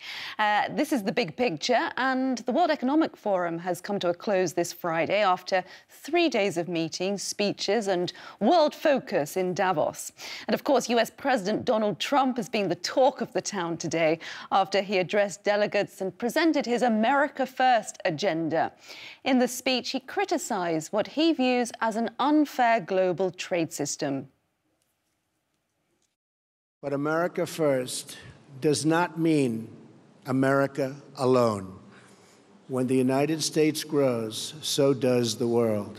American prosperity has created countless jobs all around the globe, and the drive for excellence, creativity, and innovation in the U.S. has led to important discoveries that help people everywhere live more prosperous and far healthier lives. As the United States pursues domestic reforms to unleash jobs and growth, we are also working to reform the international trading system so that it promotes broadly shared prosperity and rewards to those who play by the rules. We cannot have free and open trade if some countries exploit the system at the expense of others. Well, Donald Trump's speech in Davos comes a year after his inauguration, when he promised to put America first. Days later, it was the Chinese president, Xi Jinping, who stole the limelight, speaking in Davos. Jinping strongly defended economic globalism. Let's remind ourselves exactly what he said 12 months ago. Pursuing protectionism is just like locking oneself in a dark room. While wind and rain may be kept outside, so are light and air. No one will emerge as a winner in a trade war. So after a week of talks in Davos aimed at mending a fractured world, where does global economic leadership stand? Well, here to discuss what America First means for the rest of the world is Zhu Qing, president at Swiss-Chinese Enterprise, which promotes trade and economic ties between Switzerland and China, and Arturo Bris, director of IMD's World Competitiveness Center in Lausanne. Thank you to you both for joining me. Now, let's just get a bit of your reaction from Trump's speech today. Starting with you, Qing. I mean, do you think Mr. Trump did enough to really calm these fears of protectionism? That's a good question, Amanda. In my view, I think protectionism is, to a certain degree, is understandable because every country, every government, every leader, president would do the most, look after their own people and do the best for them. I think there's no exclusion here. However, protectionism to the extreme could lead to unhappiness,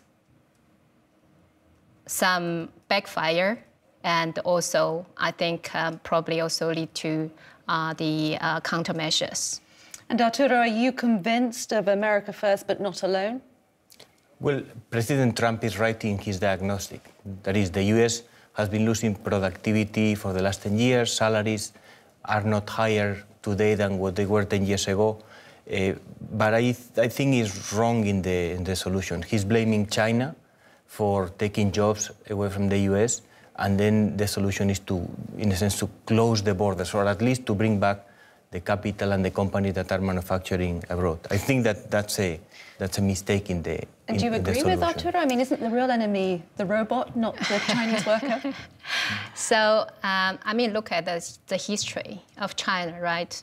In the 15th century of China, Ming Dynasty just isolated itself from the rest of the world. And what happened afterwards, we see that we fall behind the world in terms of development of the economy and technology. I think we should have learned from our own history. Now, let's just have a quick listen, because actually, a little bit earlier, we asked a former US diplomat, John Negroponte, on US and Chinese relations. The most important bilateral relationship the United States has is with China. We have a tremendous engagement economically, $500 billion worth of trade a year.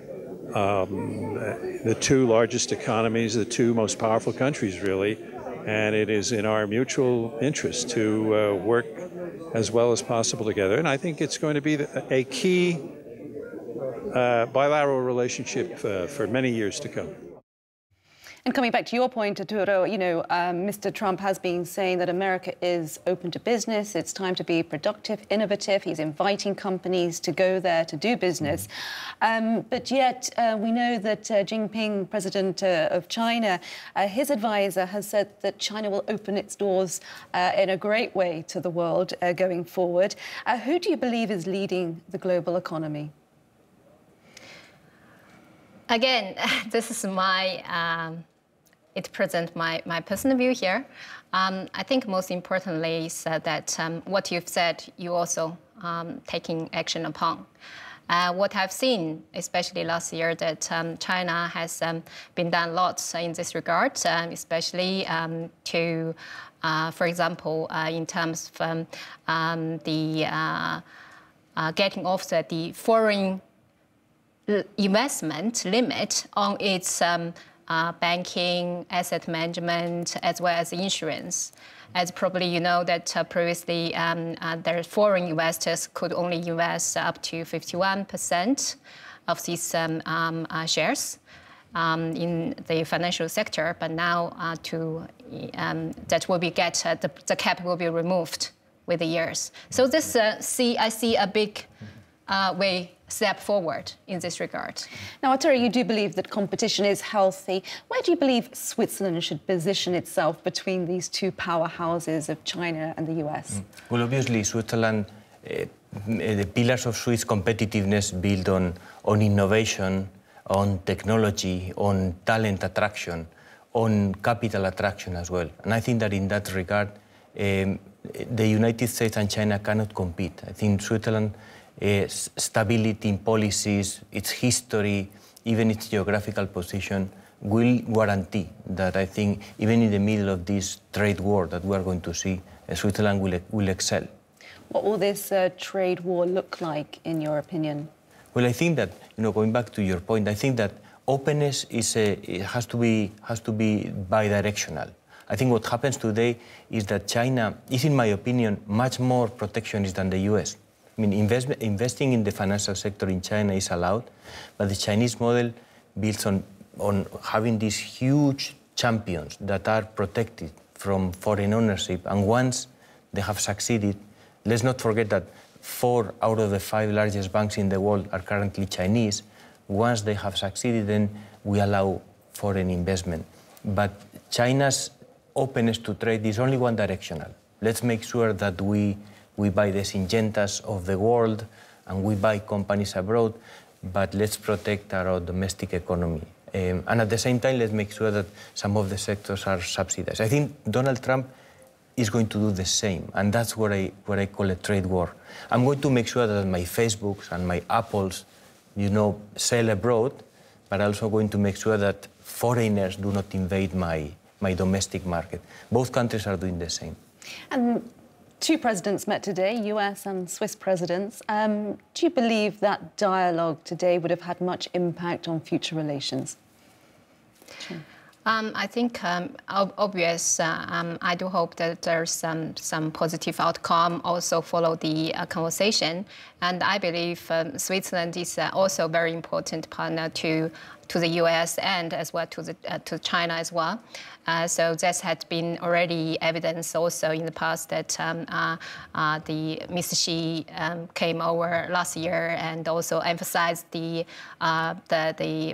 strong relationship with Switzerland, and also they look forward into building more in the area of technological and innovation projects.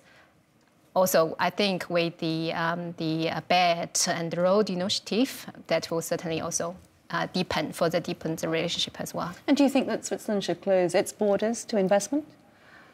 I don't think so. That given the fact that foreign trade is a very important pillar of the Swiss economy, I don't think that we could close the door and immune from the rest of the world, immune of the financial crisis, and can survive going forward. Therefore, I think we do need each other, irrespective of whether you yourself is strong enough then that you could close your door. I think everyone, irrespective of whether you are well developed or in the developing country, you should support each other. Thank you very much. I think it was responsible free trade that our economics minister called it. So we keep the door ajar. Thank you very much to you both. Thank you.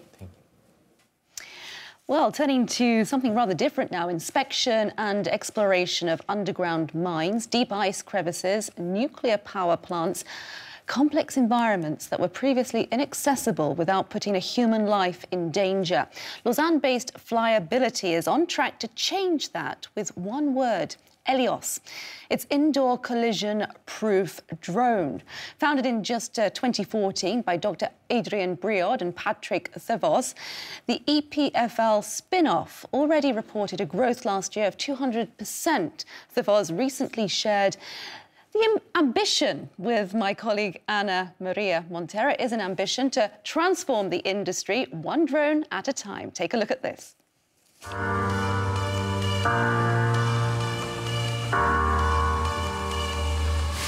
Liability was somehow born out of an idea born at EPFL. Right, yeah. There's a lot of research before we were able to build a company. And it was actually a PhD thesis that my associate Adrian did at EPFL that led to the idea behind flyability and that kickstarted the company with the first prototype.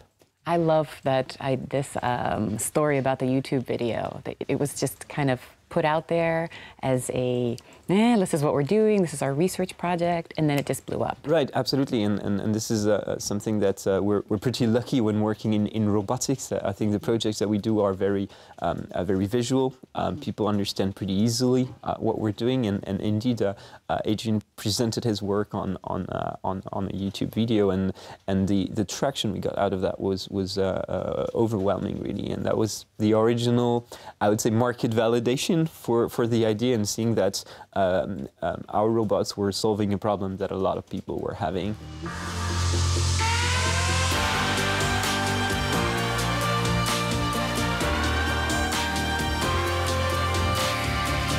I cannot take my eyes off of this. This is what came out of those. Yeah, this is what we currently This was the have. Final prototype. Yeah. Helios, this is you our call it current now. product. It's called Helios. Okay.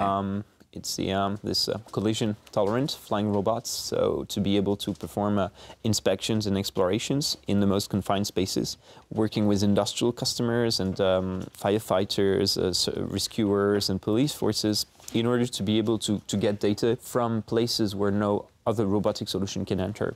And the big goal behind that is to really increase the safety for the workers, decrease the costs of performing inspection, and allow industrial assets to be back online much faster. And those assets typically are very expensive. So if you can save a few hours in the downtime, it definitely can justify the purchase of a lot of robots. How much does this cost? So we're working on a lot of different business models. We're renting them, we're leasing them kind of as a service. We are selling the units as well, and we're also providing, together with a network of partners, inspection services. So we really adapt to the customer needs and how they tend to value basically what the drone can offer. Okay. So it's what you're saying is the cost is relative somehow to what you're getting out of it. Yeah, I mean, but it's expensive. It's an expensive item. It is. If you want to buy a drone like that, it would be about $25,000. Okay. You know, including not as much as I thought, actually. Well, I thought it could cost more.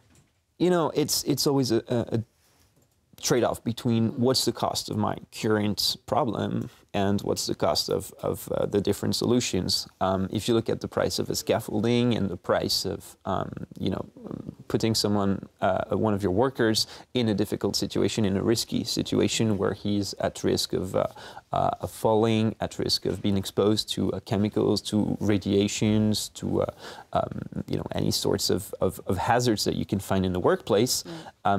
Usually, you can break even on a robotic system really, really fast. And some of our customers can have a return on investment about 10 times in one single use of the robots in half a day. Now, definitely, we are targeting expensive problems, and this is not at the moment a device that can be used by consumers. It does not make sense. Yeah, exactly. So and for everybody watching here, this is not something you can go out and buy and use for yourself. Clearly, right. It has very specific uses, and it's a game changer. Yeah, it has been a game changer for a lot of our customers indeed. It has been in many situations the first time they could get a visual access to some parts of their assets, of their plants, of their mines, because it would be completely inefficient to do it with any other type of system or with a human. That's the beauty of flying robotics. It's a very versatile system, so it allows to go in very diverse environments. When you're stuck to the ground as a for example a ground robot or a crawler, there's always steps, places where you can't go. You cannot go over a step. You cannot easily go down or up some stairs. With a flying robot, you have access to basically anywhere where there is a 40 centimeters opening, which is the size basically of our current device, and it can adapt to any type of environment. And he can bounce off of everything. I think that's also the big Correct, selling point, right? He doesn't. This protects him from. Right. So that's the unique feature of this device, on that it's made for indoor inspection.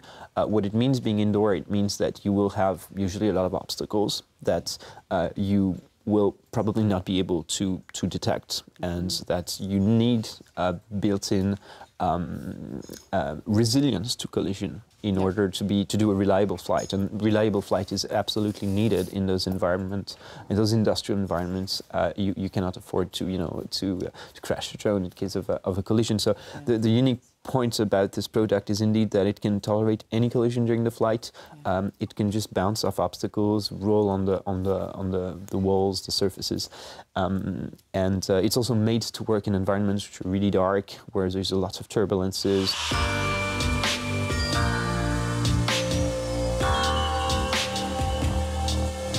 Let's widen out and look at Switzerland. It's become like a drone haven. Why? Yeah, it has. I think there's definitely an ecosystem building in Switzerland around flying robotics, because they were the first successful companies, such as SenseFly here in Lausanne. There are really good laboratories at those two universities, EPFL and ETH, that are doing amazing work in flying robotics. I think we have a hardware tradition in Switzerland. We've been building machines for quite some years. Some people say the first robots were actually built in Switzerland. Looking at those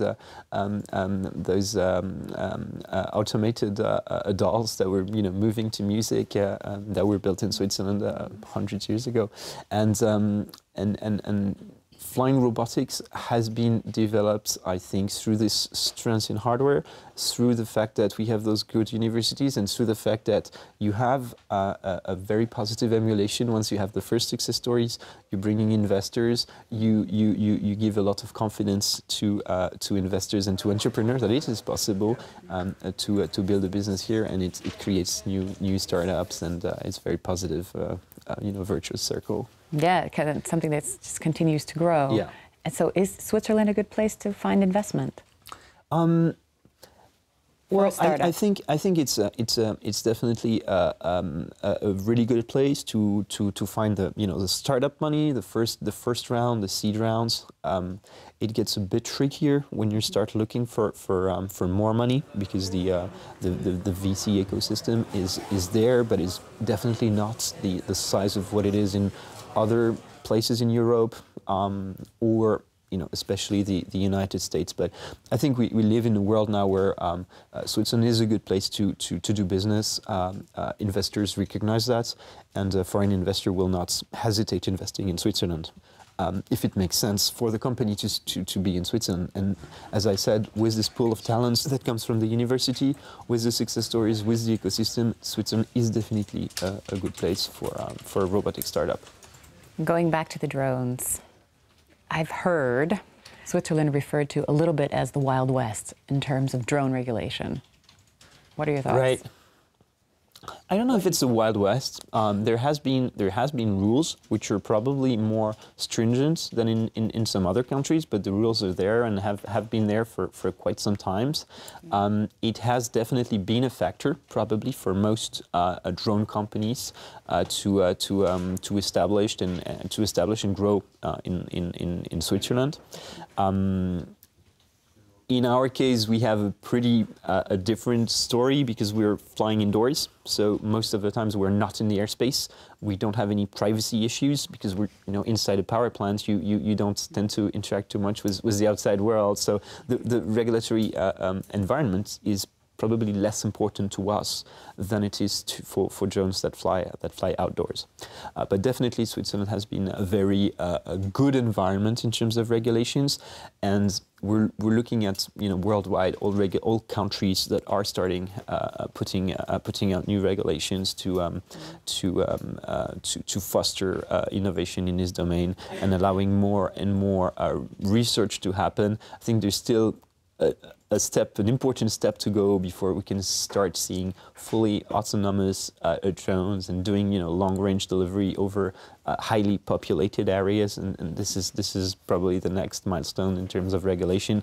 But the technology will have to be there in order to do this safely, and we're getting there, but I'm not sure we're quite there yet. Another big topic always surrounding drones is the image problem. People still see them as unsafe. What do you say? Well, there's a very interesting relationship between people and drones. There's this this passion about flying things and this amazement to a machine taking off and exploring places that you as a human cannot get to. You obviously dream to fly, but you never get there.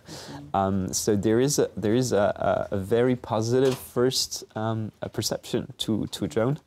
And then there is obviously all the negative aspects about weapons, mounted on drones, about the privacy invasion risks that it poses, and I think we're looking at society change, a society perception that is evolving over time from, oh well, this is a cool toy, I'm very fascinated by it, to I don't want to see a drone in my backyard, or I will shoot it down, to a moment when it starts to be part of the normal life and starts to be accepted as the uses are more understood, and as the if it delivers your parcels that you order from internet shopping sites to your house, you will probably not mind too much other drones that you would be flying over and delivering things to other people, for example. So it is going to start being more accepted as it's more widely used.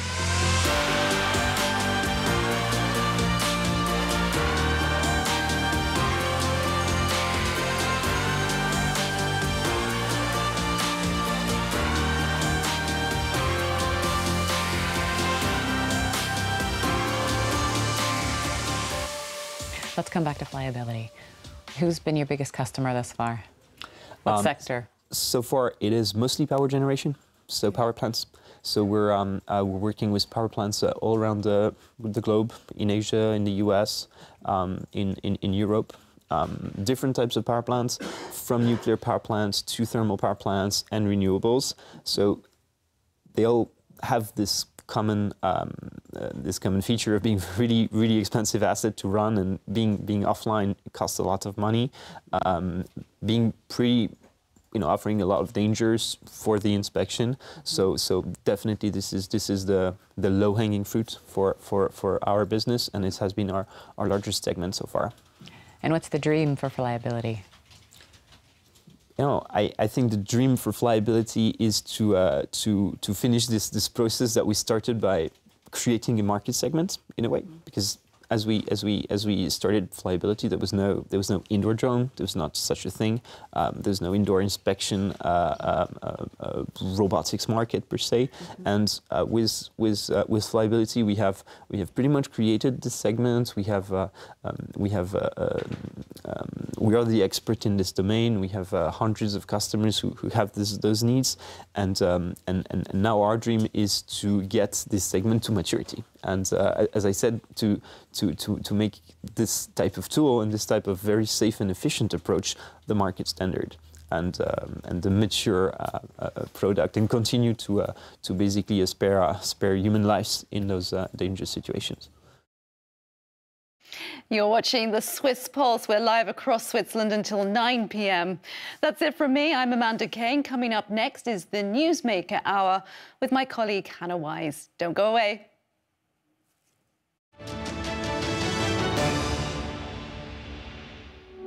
CNN Money Switzerland weather. We start with a webcam of the day.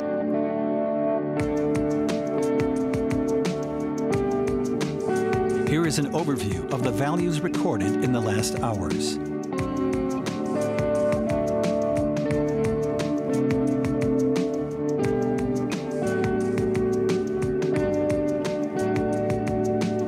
And now the radar animation of the last 90 minutes.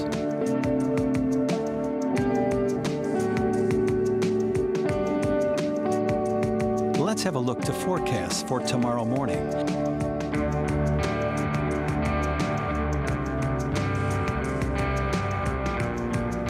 And for tomorrow afternoon.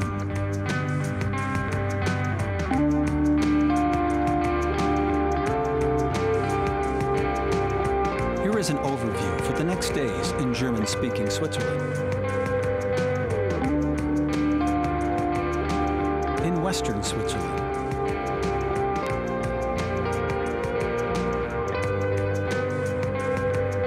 And south of the Alps.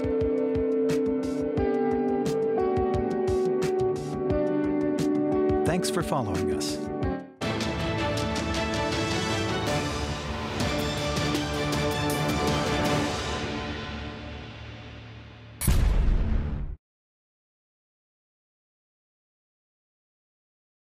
CNN Money Switzerland brings you the content you need, whenever you need it. Get the latest Swiss business and financial information on TV or on the go through our website, CNNMoney.ch, or through your favorite social media. The best Swiss business news, whenever and wherever you need it. Only from CNN Money Switzerland.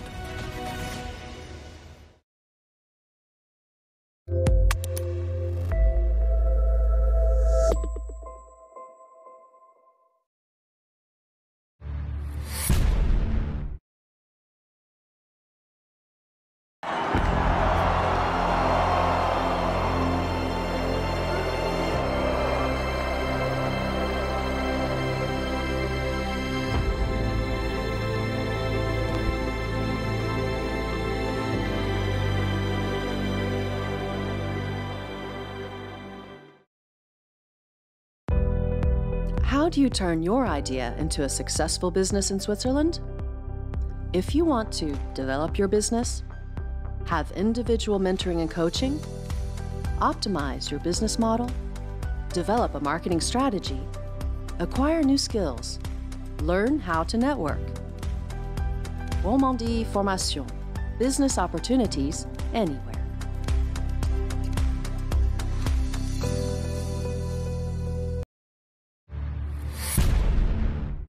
What is time?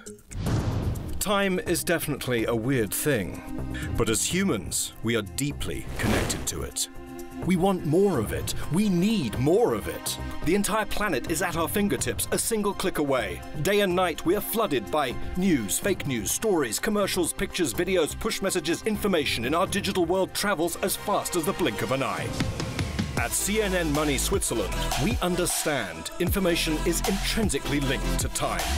Time directs us to the origin of a story. Time allows us to watch it unfold. Time is the tool we use to predict what's to come. Our vision is to challenge news by turning a simple event into an entire story. CNN Money Switzerland is designed to flow through information. Our network provides a unique take on live, worldwide financial news. From the heart of Europe, our live studio provides you with a detailed and sharp analysis, predicting what is yet to come. We are not your common news outlet. Instead, we act as a global catalyst of interconnected information. Watch CNN Money Switzerland, because we value your time.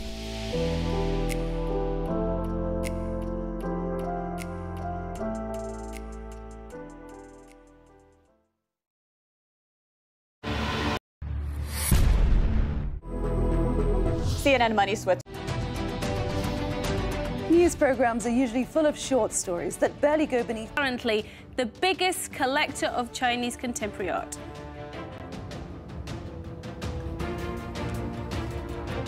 Well, the mood is kind of subdued because everyone feels it.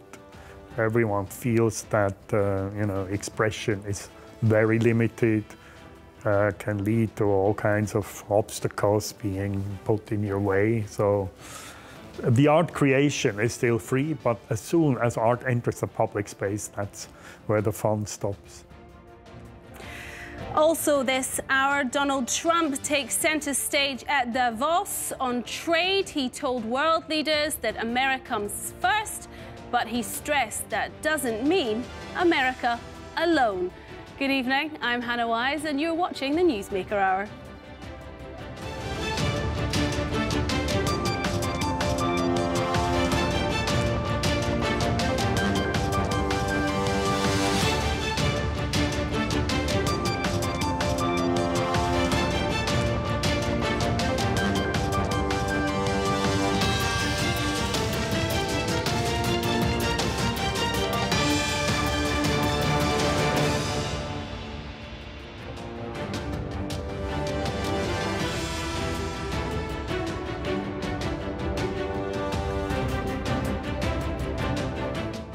Welcome back to the programme. You're watching the Swiss Pulse. This is the Newsmaker Hour, and we start with a roundup of the main news headlines from Davos and around the world. Now, the World Economic Forum has finally come to a close this Friday after 3 days of meetings, speeches and world focus.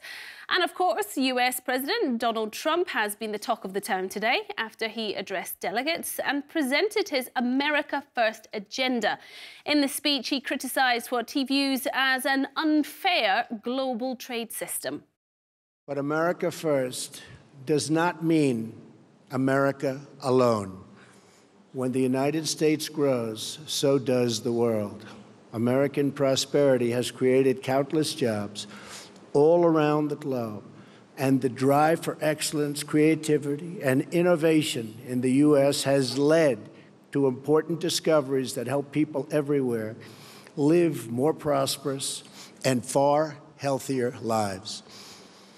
As the United States pursues domestic reforms to unleash jobs and growth, we are also working to reform the international trading system so that it promotes broadly shared prosperity and rewards to those who play by the rules. We cannot have free and open trade if some countries exploit the system at the expense of others. Well, the US leader also put on his salesman's hat, telling the audience that the US is open for business. The world is witnessing the resurgence of a strong and prosperous America. I'm here to deliver a simple message. There has never been a better time to hire, to build, to invest, and to grow in the United States. America is open for business, and we are competitive once again. Well, CNN Money Switzerland spoke to economist and Nobel Prize winner Joseph Stiglitz for reaction to Trump's speech today, and he was far from impressed. So I couldn't tell how many lies he made in the space of 25 minutes, and I don't know whether it's a record for him in the number of lies per minute, but I do know from just my recollection of data that, for instance, he claimed that there were more job creation. Well, in fact, in the last couple years of the Obama administration, there were much more job creation than during Trump. Trump is actually 20% below Obama. I know he would hate that, but those are the facts. So he didn't pass the fact check. He didn't pass the fact check. I'm a little disappointed that his team doesn't do fact checking, but that's life. Growth was much faster in the Clinton administration, particularly in the last years of the Clinton administration, but even when I was chairman of the Council of Economic Advisors. So again, the image that he wants to say that never has the economy been stronger is absolutely wrong. Well, shortly before Mr. Trump gave his closing address today, he met with Swiss President Alain Berset. Trump told Alain Berset he's bringing back tremendous goodwill to the United States after his trip to Davos. And while touting his administration's economic successes, he also took credit for making Switzerland, quote, even richer. Switzerland is just a great place. So many friends in Switzerland, great investors, and you have a lot of our stock in the United States. So I have helped to make Switzerland even richer, and I'm very happy about that. Well, just before we move on, President Trump has just tweeted saying, quote, heading back from a very exciting 2 days in Davos, Switzerland, speech on America's economic revival was well received. Many of the people I met will be investing in the USA. Of course, we'll be keeping tabs on that, no doubt, for you. Moving on, and Roche chairman Christophe France told CNN Money Switzerland that the company will invest more following tax reforms in the US. The US is the largest market for the Basel-based pharmaceutical giant, which already has a significant part of its business there. What we obviously cherish from an industry perspective is the US tax reform, making the United States a much more competitive place to do business in, and that is in the case of Roche, allowing us to invest even further into research and development for new medicines. Now, in other news this Friday, fights broke out in French supermarkets after they started selling Nutella at a 70% discount. These are the scenes that broke out across France as people threw themselves on store employees as they brought out boxes of the product. Police were even called in to break up fights. Now, Ferrero, the Italian company behind Nutella, recently bought the American confectionery business of Switzerland's Nestlé for $2.8 billion. And in sports news, Roger Federer has earned himself a spot in the Australian Open final after defeating South Korea's Hyun Chung. It was not the match that Federer had in mind after Chung retired with foot blisters in the second set. The defending champion will now go up against Croatia's Marin Cilic. That's on Sunday. Now, our newsmaker interview with the collector of Chinese art, Uli Sig, is coming up on the Swiss Pulse. That's next after this quick break. Stay with us.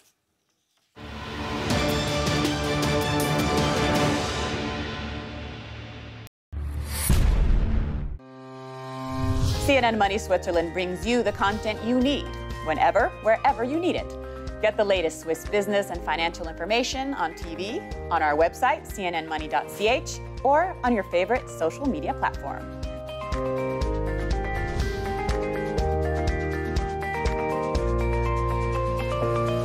The best Swiss business news whenever and wherever you need it. Only from CNN Money Switzerland.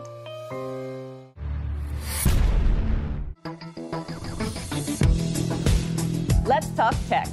Do you want to see the latest gadgets? Understand where robotics will take us next? Find out more about the pioneers and their latest research? Join us on Tech Talk, where we'll be meeting the people behind the big ideas here in Switzerland and around the world, and finding out what it means for businesses, consumers, and the planet. Tech Talk with Ana Maria Montero on CNN Money Switzerland. The Newsmaker is the ultimate talk show where the biggest names in Switzerland tell you their most important stories. We delve into the economy, markets, politics, real estate, media, technology, and more to sharpen your mind and broaden your horizon every weekday from 8 to 9 p.m.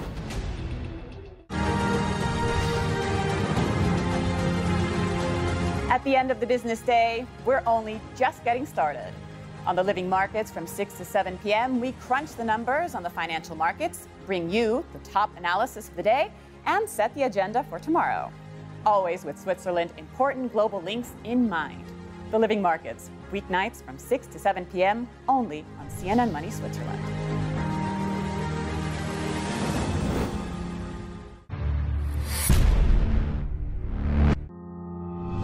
I've spent all of my career in the field. And I think that informs who I want to talk to, but more importantly, who wants to and who accepts to talk to me. And I hope that what I bring to the table is a rigorous search for the truth and a rigorous determination and an effort to hold power accountable. Amanpour.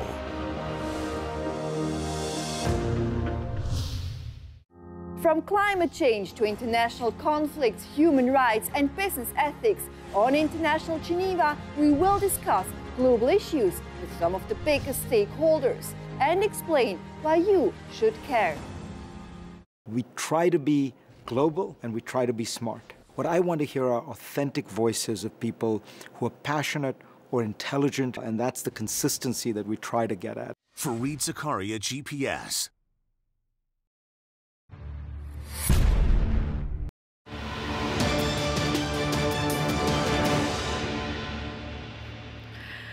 Welcome back. You are, of course, watching the Newsmaker Hour here on the Swiss Pulse. Now, Uli Sigg went to China for the very first time back in 1977 to work for Swiss elevator company Schindler. He then served as Swiss ambassador to China from 1995 to 1998. Over the past decades, he's become the world's largest private collector of contemporary Chinese art. At its peak, his collection included 2,300 works by more than 350 Chinese artists. Tonight, Martina Fuchs asks about his outlook for the Chinese contemporary art market.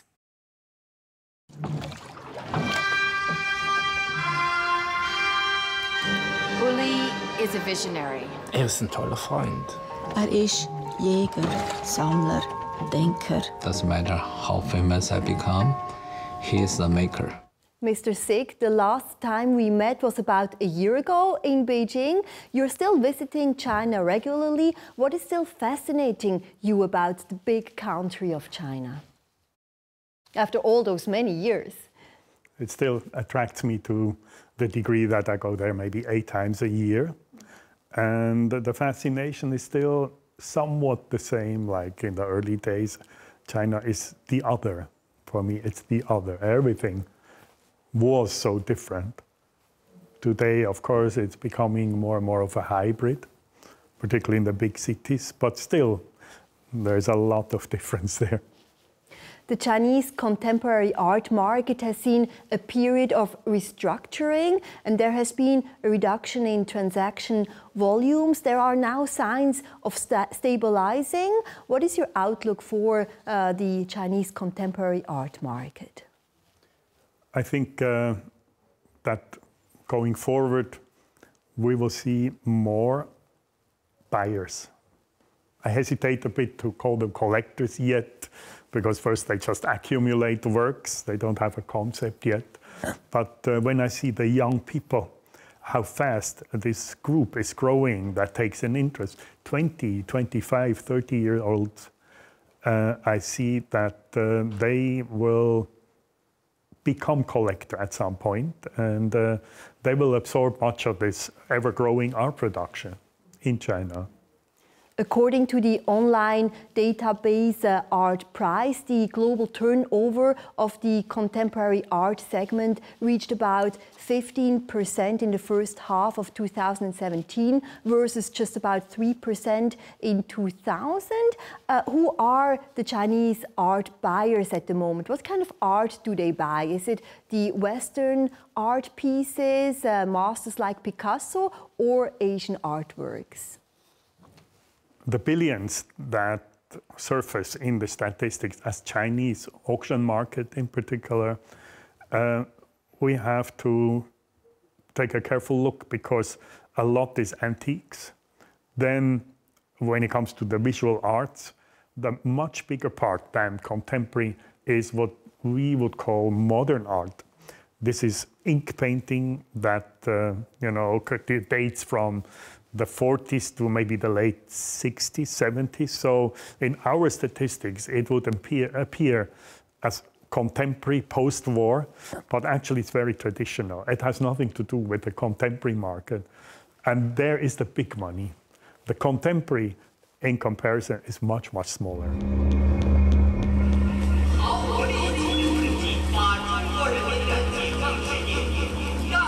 In in November, Christie's sold Leonardo da Vinci's Salvator Mundi for about $450 million US.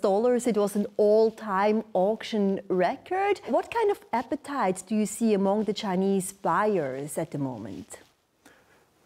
Of course, everyone is speechless when it comes to that particular price. And only once we know who bought it, we know is this a very smart individual or maybe a benefactor who will make a huge donation or just an idiot. It was not you who bought it, obviously. It wasn't me. Actually, I would have a problem with my budget.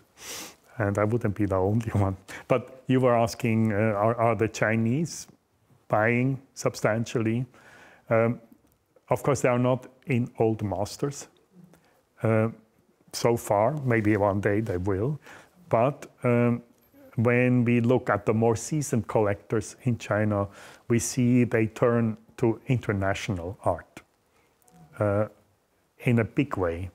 So the newcomers, they still buy Chinese, and the more seasoned collectors all of a sudden buy international. They are not so original, I find. They actually copy each other. If you buy a certain big name, I will buy one, same one too, from the same artist. It just needs to be bigger than yours. They don't build a collection by difference, as we would. I wouldn't want my collection look the same like yours. That's very different in Asia. So we cannot really say that they are falling in love with art in general or that they use it as an investment vehicle. It's just basically copying what other people are doing at the moment. No, I will give them the benefit of doubt. Of course, they love art. They're very interested and they go here and there. They now visit the fairs. That has become very popular. But in Asia, there is not this very distinct line that we are drawing, here is art, here is business or investment. There is no such distinction. So with almost every Asian, there is an investment thought somewhere in the mind. Maybe not in the front part, but somewhere in the back of the mind. Talking about art marketplaces, Hong Kong, of course, is a key hub for Western and Asian art, and it also hosts one of the 3 editions of Art Basel. Do you think that Chinese mainland cities like Shanghai or Beijing will ever be able to compete with Hong Kong? Short term, maybe not, even though I just saw a fair in November in Shanghai, actually 2 fairs, and the atmosphere was comparable to Hong Kong. I mean, the city was full of excitement for this art fair, but there are a number of barriers in China still. One is censorship. So it's very limited what galleries can show there. And still, in the very last seconds, works have to be withdrawn. This doesn't happen in Hong Kong. There is no such limitation.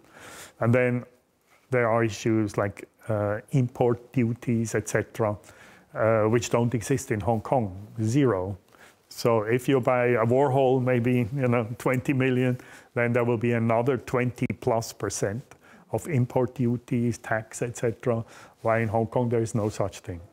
With the new chief executive in Hong Kong, and also a lot of people say a more iron fist of the Chinese central government on Hong Kong, do you think that the environment for artists there and maybe the artistic freedom is seeing some limits and the environment is getting more restrictive as well? It's too early to tell. We will know when the M+ Museum will open, which is the first big stage for contemporary art. Of course, it's my hope that this will not happen. Actually, the Hong Kong government, when I negotiated about, the future of my collection, assured me at that time, we speak like 2011, that there will be freedom of speech in Hong Kong. Now, things have changed to a degree, but we can safely assume that for a long time, the freedom of speech in Hong Kong will be more substantial than in mainland. We will talk about the M+ Museum in a second, but first let's talk again about the Chinese environment. I mean, China as a whole has seen an economic slowdown, a crackdown on corruption. What kind of impact does this have on the world of art in general? It did have a strong impact, particularly on the traditional art, which often was used as a kind of gift for officials. Sometimes there would be like a gift to someone, and then the giver may buy back in auction, so that there will be a money transaction. So these things have pretty much disappeared, and yeah, many of these games, early games in the early auction market have disappeared. And yes, it had a negative impact on the business volume. Well, there's lots more to come from Uli Sig later this hour. After the break, he tells us of the difficulties facing Chinese artists when following their passions. Up first, though, a full weather forecast. Stay with us here on the Swiss Pulse.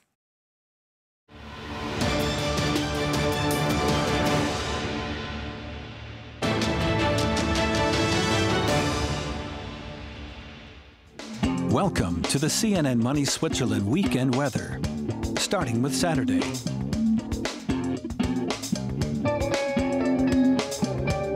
And here are the comfort indexes for the Swiss cities.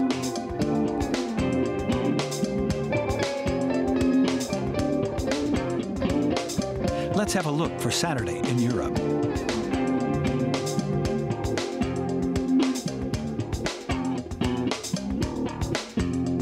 And the comfort indexes for some cities.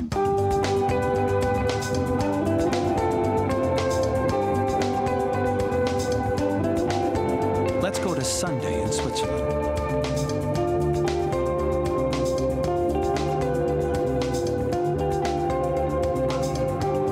And here are the comfort indexes.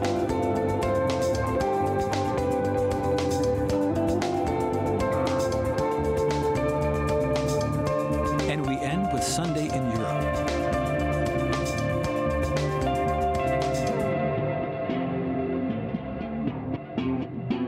And discover the more attractive cities based on the weather.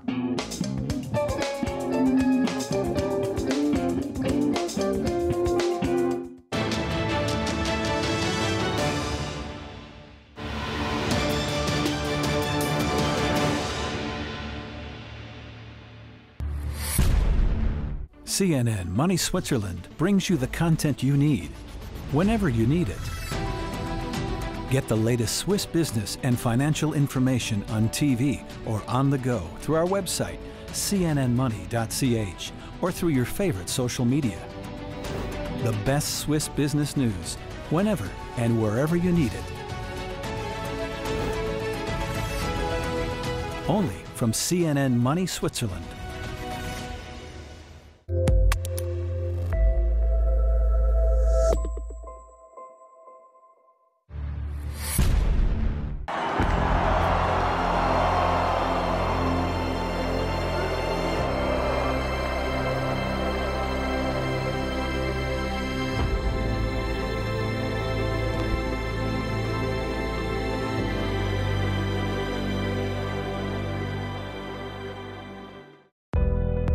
How do you turn your idea into a successful business in Switzerland?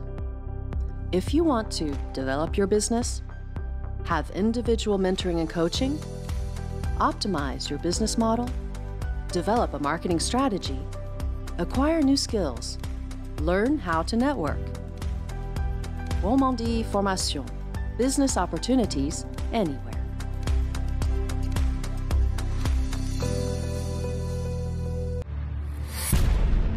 What is time? Time is definitely a weird thing, but as humans, we are deeply connected to it. We want more of it. We need more of it. The entire planet is at our fingertips, a single click away. Day and night, we are flooded by news, fake news, stories, commercials, pictures, videos, push messages, information in our digital world travels as fast as the blink of an eye. At CNN Money Switzerland, we understand information is intrinsically linked to time. Time directs us to the origin of a story. Time allows us to watch it unfold. Time is the tool we use to predict what's to come. Our vision is to challenge news by turning a simple event into an entire story. CNN Money Switzerland is designed to flow through information.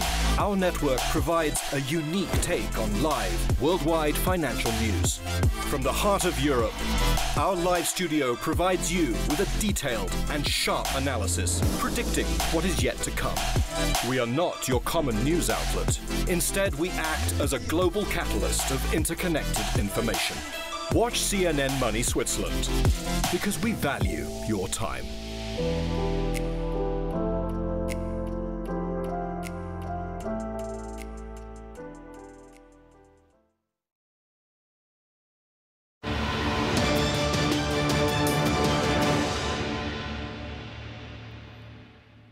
A warm welcome back. In the second part of our Newsmaker interview with Uli Sig this evening, we discuss how much freedom contemporary Chinese artists have to follow their passion.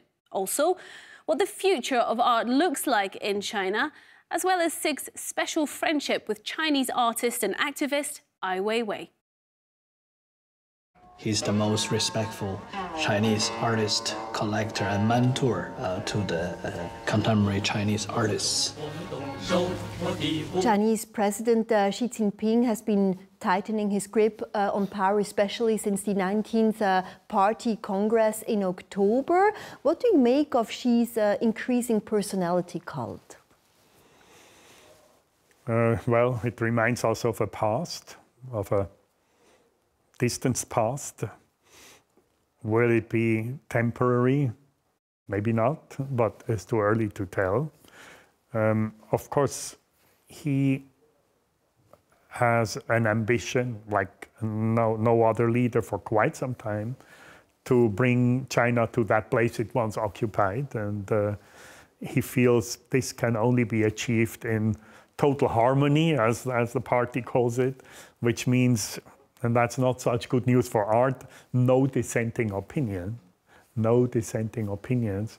But of course, the cult, personal cult, and all this helps to create this kind of image for the leader. I mean, most artists, and you're just saying that, they say that they need freedom to be creative and produce art. Do you think that will still be possible in such a restrictive economic, social, and political environment?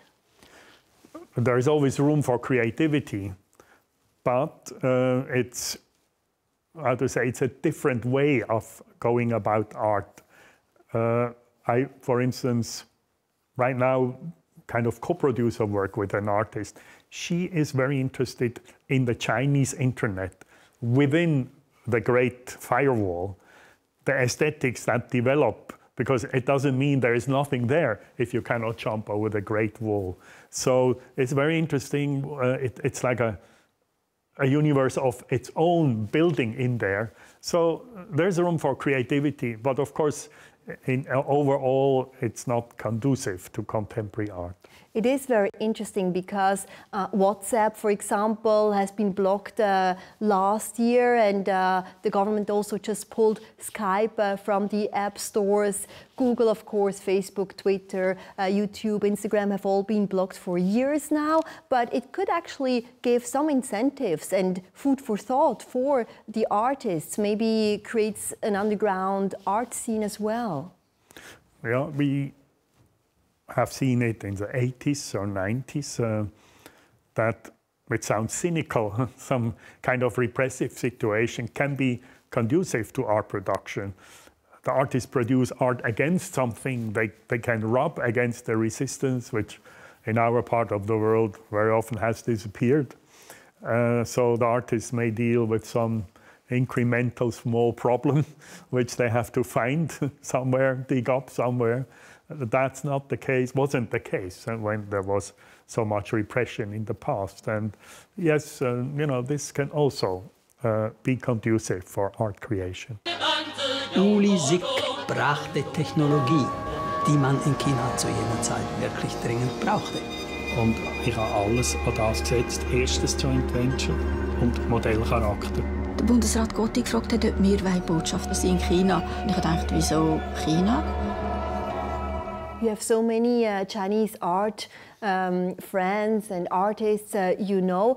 What is the mood like? How would you describe it? Is there a lot of fear, or do people just take it, you know, as it comes, the political development? Well, the mood is kind of subdued because everyone feels it. Everyone feels that you know, expression is very limited. Can lead to all kinds of obstacles being put in your way. So the art creation is still free, but as soon as art enters the public space, that's where the fun stops. You have known many Chinese artists, of course, thousands already, and one of your good friends is Ai Weiwei, who has just produced the documentary Human Flow. How did you perceive his documentary? It gave me quite an impact. The film starts where the daily news ends. You know, that's when it only starts. It goes really deep, and it exposes the whole refugee issue in a depth that is quite painful. Maybe some people could feel that it is long or there is a repetition because you see some 30 refugee camps spread all over the world. But I think everyone who sees it will think differently about the issue. Of course, many people expect an artist film. It's not really an artist film. It's just a documentary. And you mentioned just before we started the interview as well that you have made some suggestions when it comes to the edit of the interview. Can you explain to us what that was exactly? Oh, that's a very small thing. We just saw the raw cut together, and it related more to his role in the film. Ai Weiwei also held an exhibition in Lausanne in 2017. Did you go, and what was your opinion about it? Of course, I went there, and I think it's a very, very good exhibition. It shows his way of working because it sort of intertwines with the existing exhibition, which is one of antiques. It's a kind of general museum. So it's not just putting his own artifacts there. It's really digging into the museum, dialoguing with works that are already there of Swiss or antique origin. And then one part, it's actually a beautiful building. One part is dedicated to his works only. So it's a good exhibition. Now that he's living in Germany, do you have more exchange with him? Do you meet more regularly, and do you maybe work on some projects together as well? Well, we always met, be it in China, be it now in the Western world, and yeah, always something surfaces we discuss.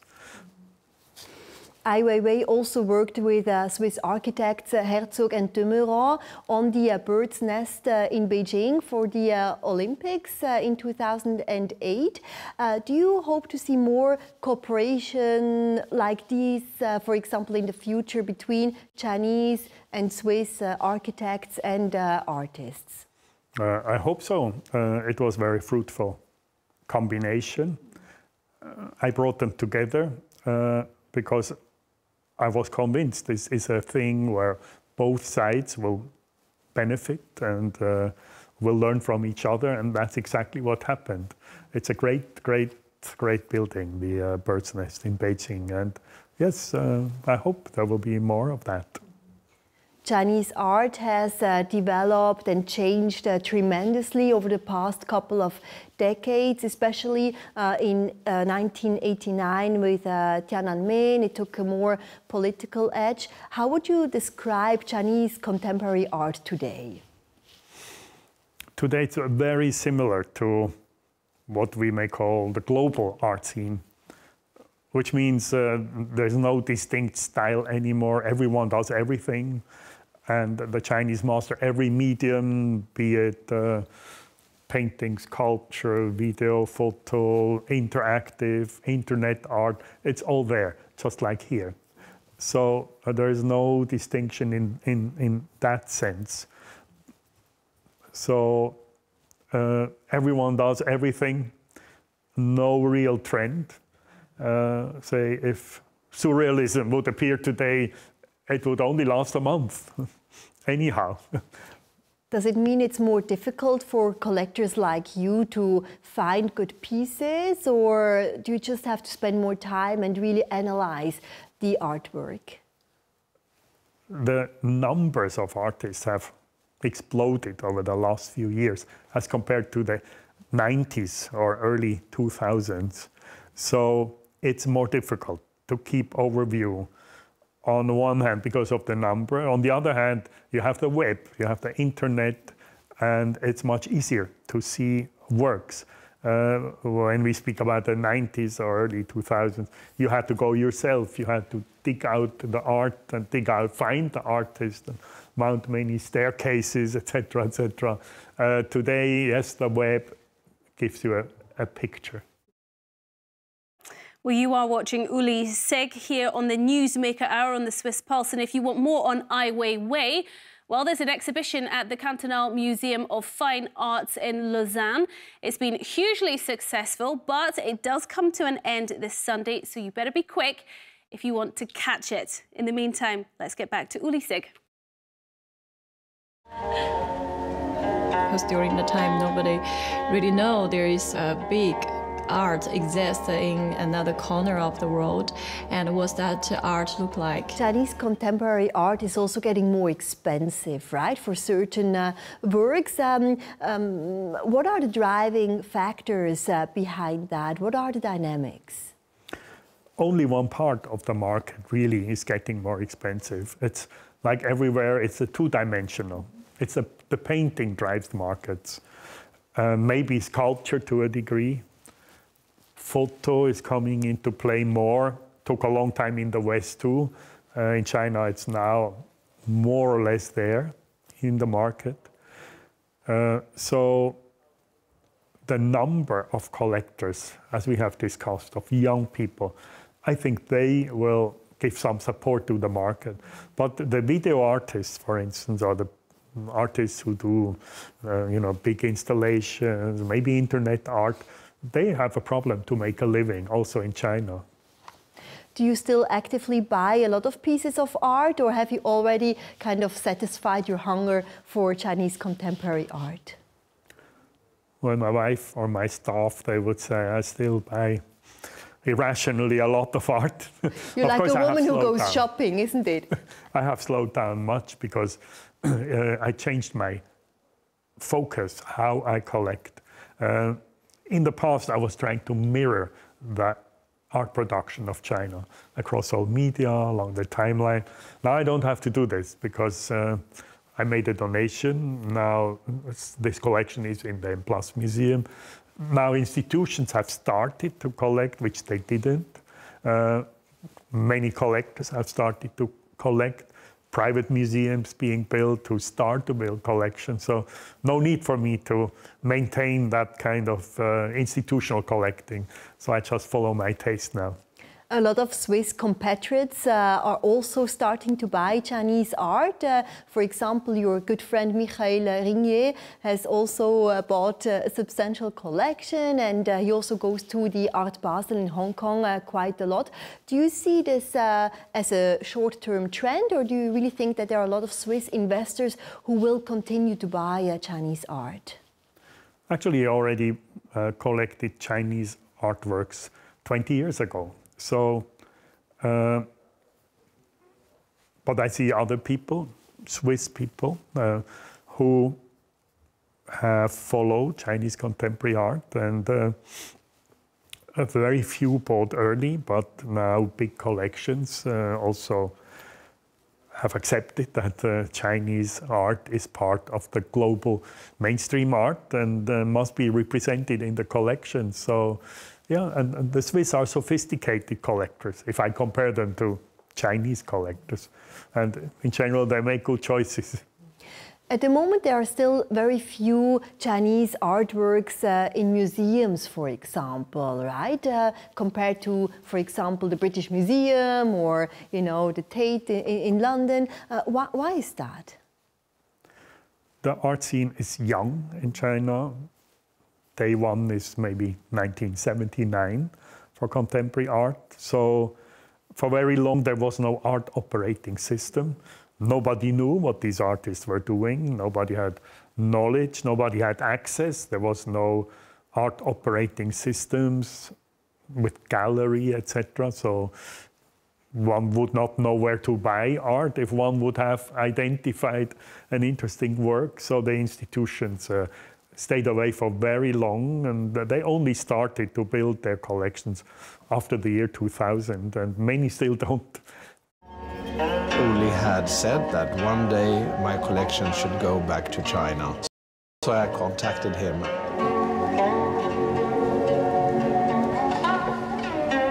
Swiss firm Herzog & de Meuron has designed the M+ Visual Culture Museum in Hong Kong in the West Kowloon district. When is the opening due?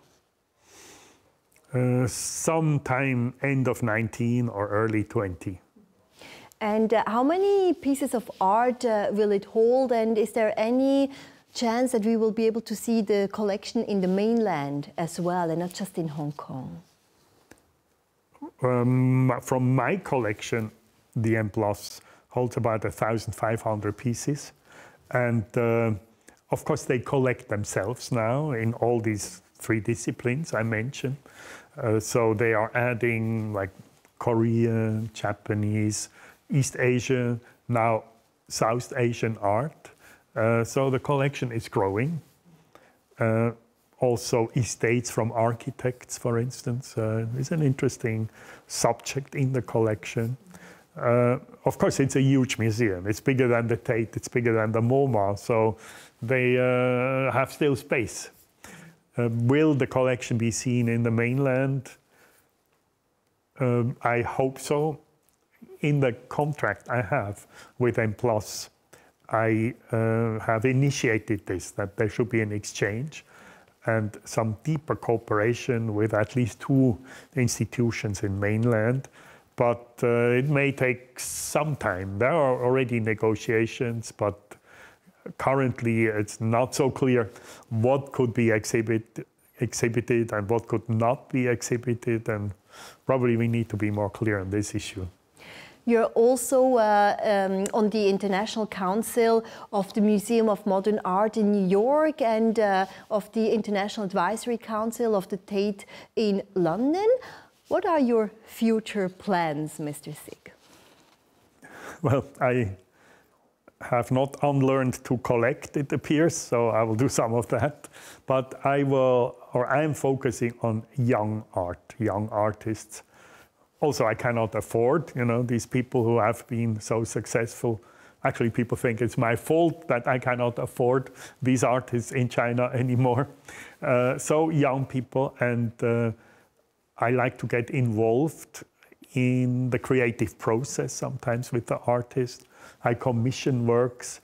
For me, this is more interesting than buy a finished product.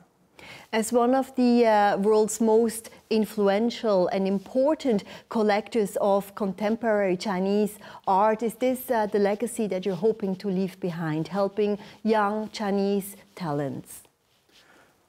That is the one thing, but I'm thinking beyond young artists only. If there is a legacy, it's that there is somewhere in the world, in this M+ museum, a collection of Chinese contemporary art which allows you to read the storyline from day one to today of Chinese contemporary art. Something a national institution should have done but didn't. That is what I intend to be my legacy. And most of it is sitting now in M+, and I still own some maybe 800 works, and I will think where to go with them. Well, that was Uli Sig talking to my colleague Martina Fuchs in tonight's edition of The Newsmaker. Before we go, though, we're going to head back to Davos for a final look at the World Economic Forum. After 3 days of back-to-back meetings, speeches and networking, the World Economic Forum is finally drawing to a close. And as you can see, our editor-in-chief, Urs Gredic, has been watching every twist and turn. Urs, it's been a long week, but a pretty eventful one. Some are calling it one of the most extraordinary WEFs in recent years. Is that your impression too? Well, it's hard to say it wasn't, Hannah, to be true, because, you know, if only for the sheer amount of heads of states that were visiting Davos this year. And of course, Jean-Claude Juncker had to cancel his visit. But apart from that, it was surely a creme de la creme of European heads of states and politicians from all over the world that rubbed shoulders here in the snow. And of course, there was one big talking point with the visit of US President Donald Trump here in Davos. And I've covered plenty of WEFs during the years, and I've never seen that in person. It was incredible because you've seen business leaders, you've seen politicians quietly turning into groupies here in Davos. They all wanted to take pictures and they all wanted to see Donald Trump, even if not many of them admitted it. So Donald Trump was the man of the WEF 2018. Well, WEF is, of course, a political stage and is, of course, an economic meeting. But it was interesting to hear that President Trump was taking credit for making Switzerland, quote, even richer. But I'm interested to hear from you how his attendance itself has been a boost for us here in Switzerland. Well, that remains to be seen, of course, but I think we should be realistic there. I think President Trump's visit was a very good PR for the WEF itself and for its founder, Klaus Schwab, and it was an opportunity for the US president to do what he does best, to sell himself and to sell his country. As for Switzerland, a top Swiss executive told me this week that we shouldn't expect anything in return and we should be realistic, as I said. President Trump didn't really visit Switzerland. He visited the WEF that just happens to take place in Switzerland. OK, but he's actually saying that, you know, he did some good deals here. Let me just read out a tweet that he made, or he wrote just as he was leaving, saying, heading back from a very exciting 2 days in Davos, Switzerland, speech on America's economic revival was well received. Many of the people I met will be investing in the USA. What you see on your screen is actually a tweet that he gave us on his way into Davos. He's also tweeting about all the deals he's supposedly made on his way out of Davos. It would be interesting to see how many of those deals come to fruition, Urs.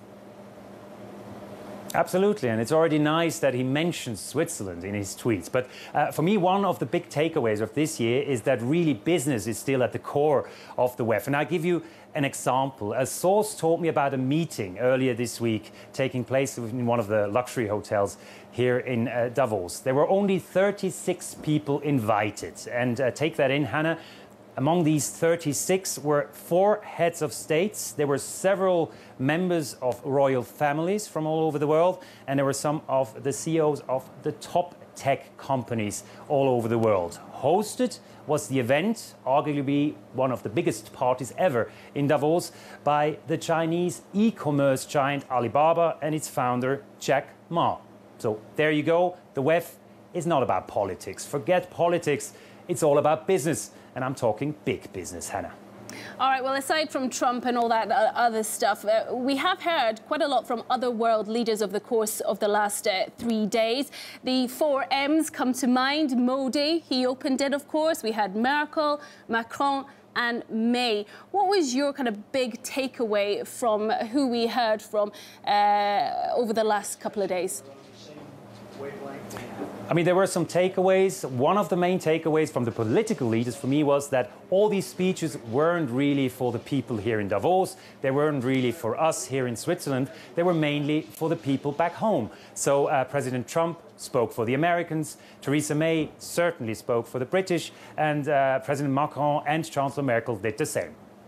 But something that has to be said, we're still talking about these speeches. So these people, they come up to the mountain, into the snow, and they really have a message. even if that message sometimes isn't very clear or isn't very powerful. I give you a bad example in my view. I think Theresa May completely missed her speech this week. I think she could have come up here and made it clear a little bit what Britain stands for after the Brexit, but all she talked about was technology, was digital media, was digitalization, and that's not something you expect from the British Prime Minister. Hence, people were very disappointed. And was digitalization one of the big themes that you really heard people talking about this year? Absolutely. The fourth revolution is one of the big topics of the WEF, and that's also because its founder, Klaus Schwab, started these talks and these discussions very early. So he's written a book about it, and he's someone who's truly interested in these topics. And of course, digitalization is one of the main topics of the future, and the WEF, who always wants to talk about the future, people here who are interested in where the money lies in the future, they really can't afford not to talk about that next revolution. And in that case, and in that regard, of course, areas like blockchain and the cryptocurrencies were all over, and we could hear lots of speeches and panels about these issues. For me, quite surprisingly, people are quite skeptical still, and they still don't believe everything that they've been fed, and they are a bit reluctant to take everything on board. But maybe that's part of the WEF as well, that the next generation that will have to deal with these issues, they are not attending at the moment, or, to put it bluntly, the Davos man visiting WEF is still a little bit older, and he's still a man. That has to be said as well. And actually, I've just got one final question for you, Urs. You were talking about all the kind of business leaders all wanting a selfie with Donald Trump as he made his appearance. You actually kind of caught his attention. Just tell us a bit about that. Okay, Hannah, you want to tell me that I was not better than all of these businessmen? And of course I wasn't. I mean, I was in first line as well. I didn't have a cameraman with me, so, you know, where are the cameramen if you need them? But thankfully, and we go into the digital topic again, I had my mobile phone with me, so I just took a video, and I really happened to be in the first line when he just crossed and when he passed me, and I could almost touch him, but I just asked him what he thought about being in Switzerland. And what did he say? Of course, he said, it's a great country. Of course he did. Thank you very much, Urs Grönig in Davos. What a great scoop for our launch week. Thank you very much indeed. All right, thank you for watching us here on the Swiss Pulse. That wraps up what we have over the last few hours. We will be back on Monday. We, of course, will start at 6 p.m. We'll have the living markets. We'll be running through all markets information for you next week. We'll, of course, have the big picture and our newsmaker as well. That comes up at 8 p.m. every single night. Thank you for being with us on our launch week. We will be back on Monday, and I'll see you then. Now, though, it's time for the weather. Have a very good evening. Bye-bye.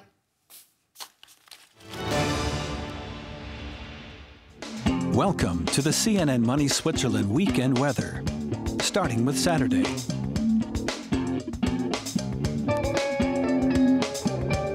And here are the comfort indexes for the Swiss cities.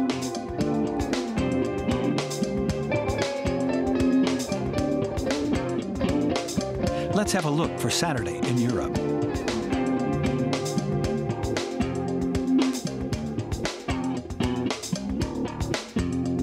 And the comfort indexes for some cities.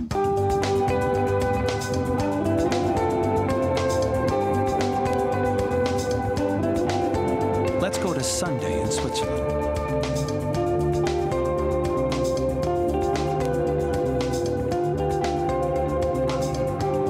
And here are the comfort indexes.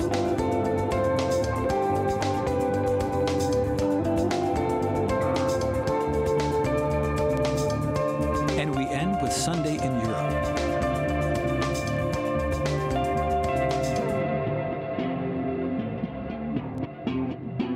And discover the more attractive cities based on the weather.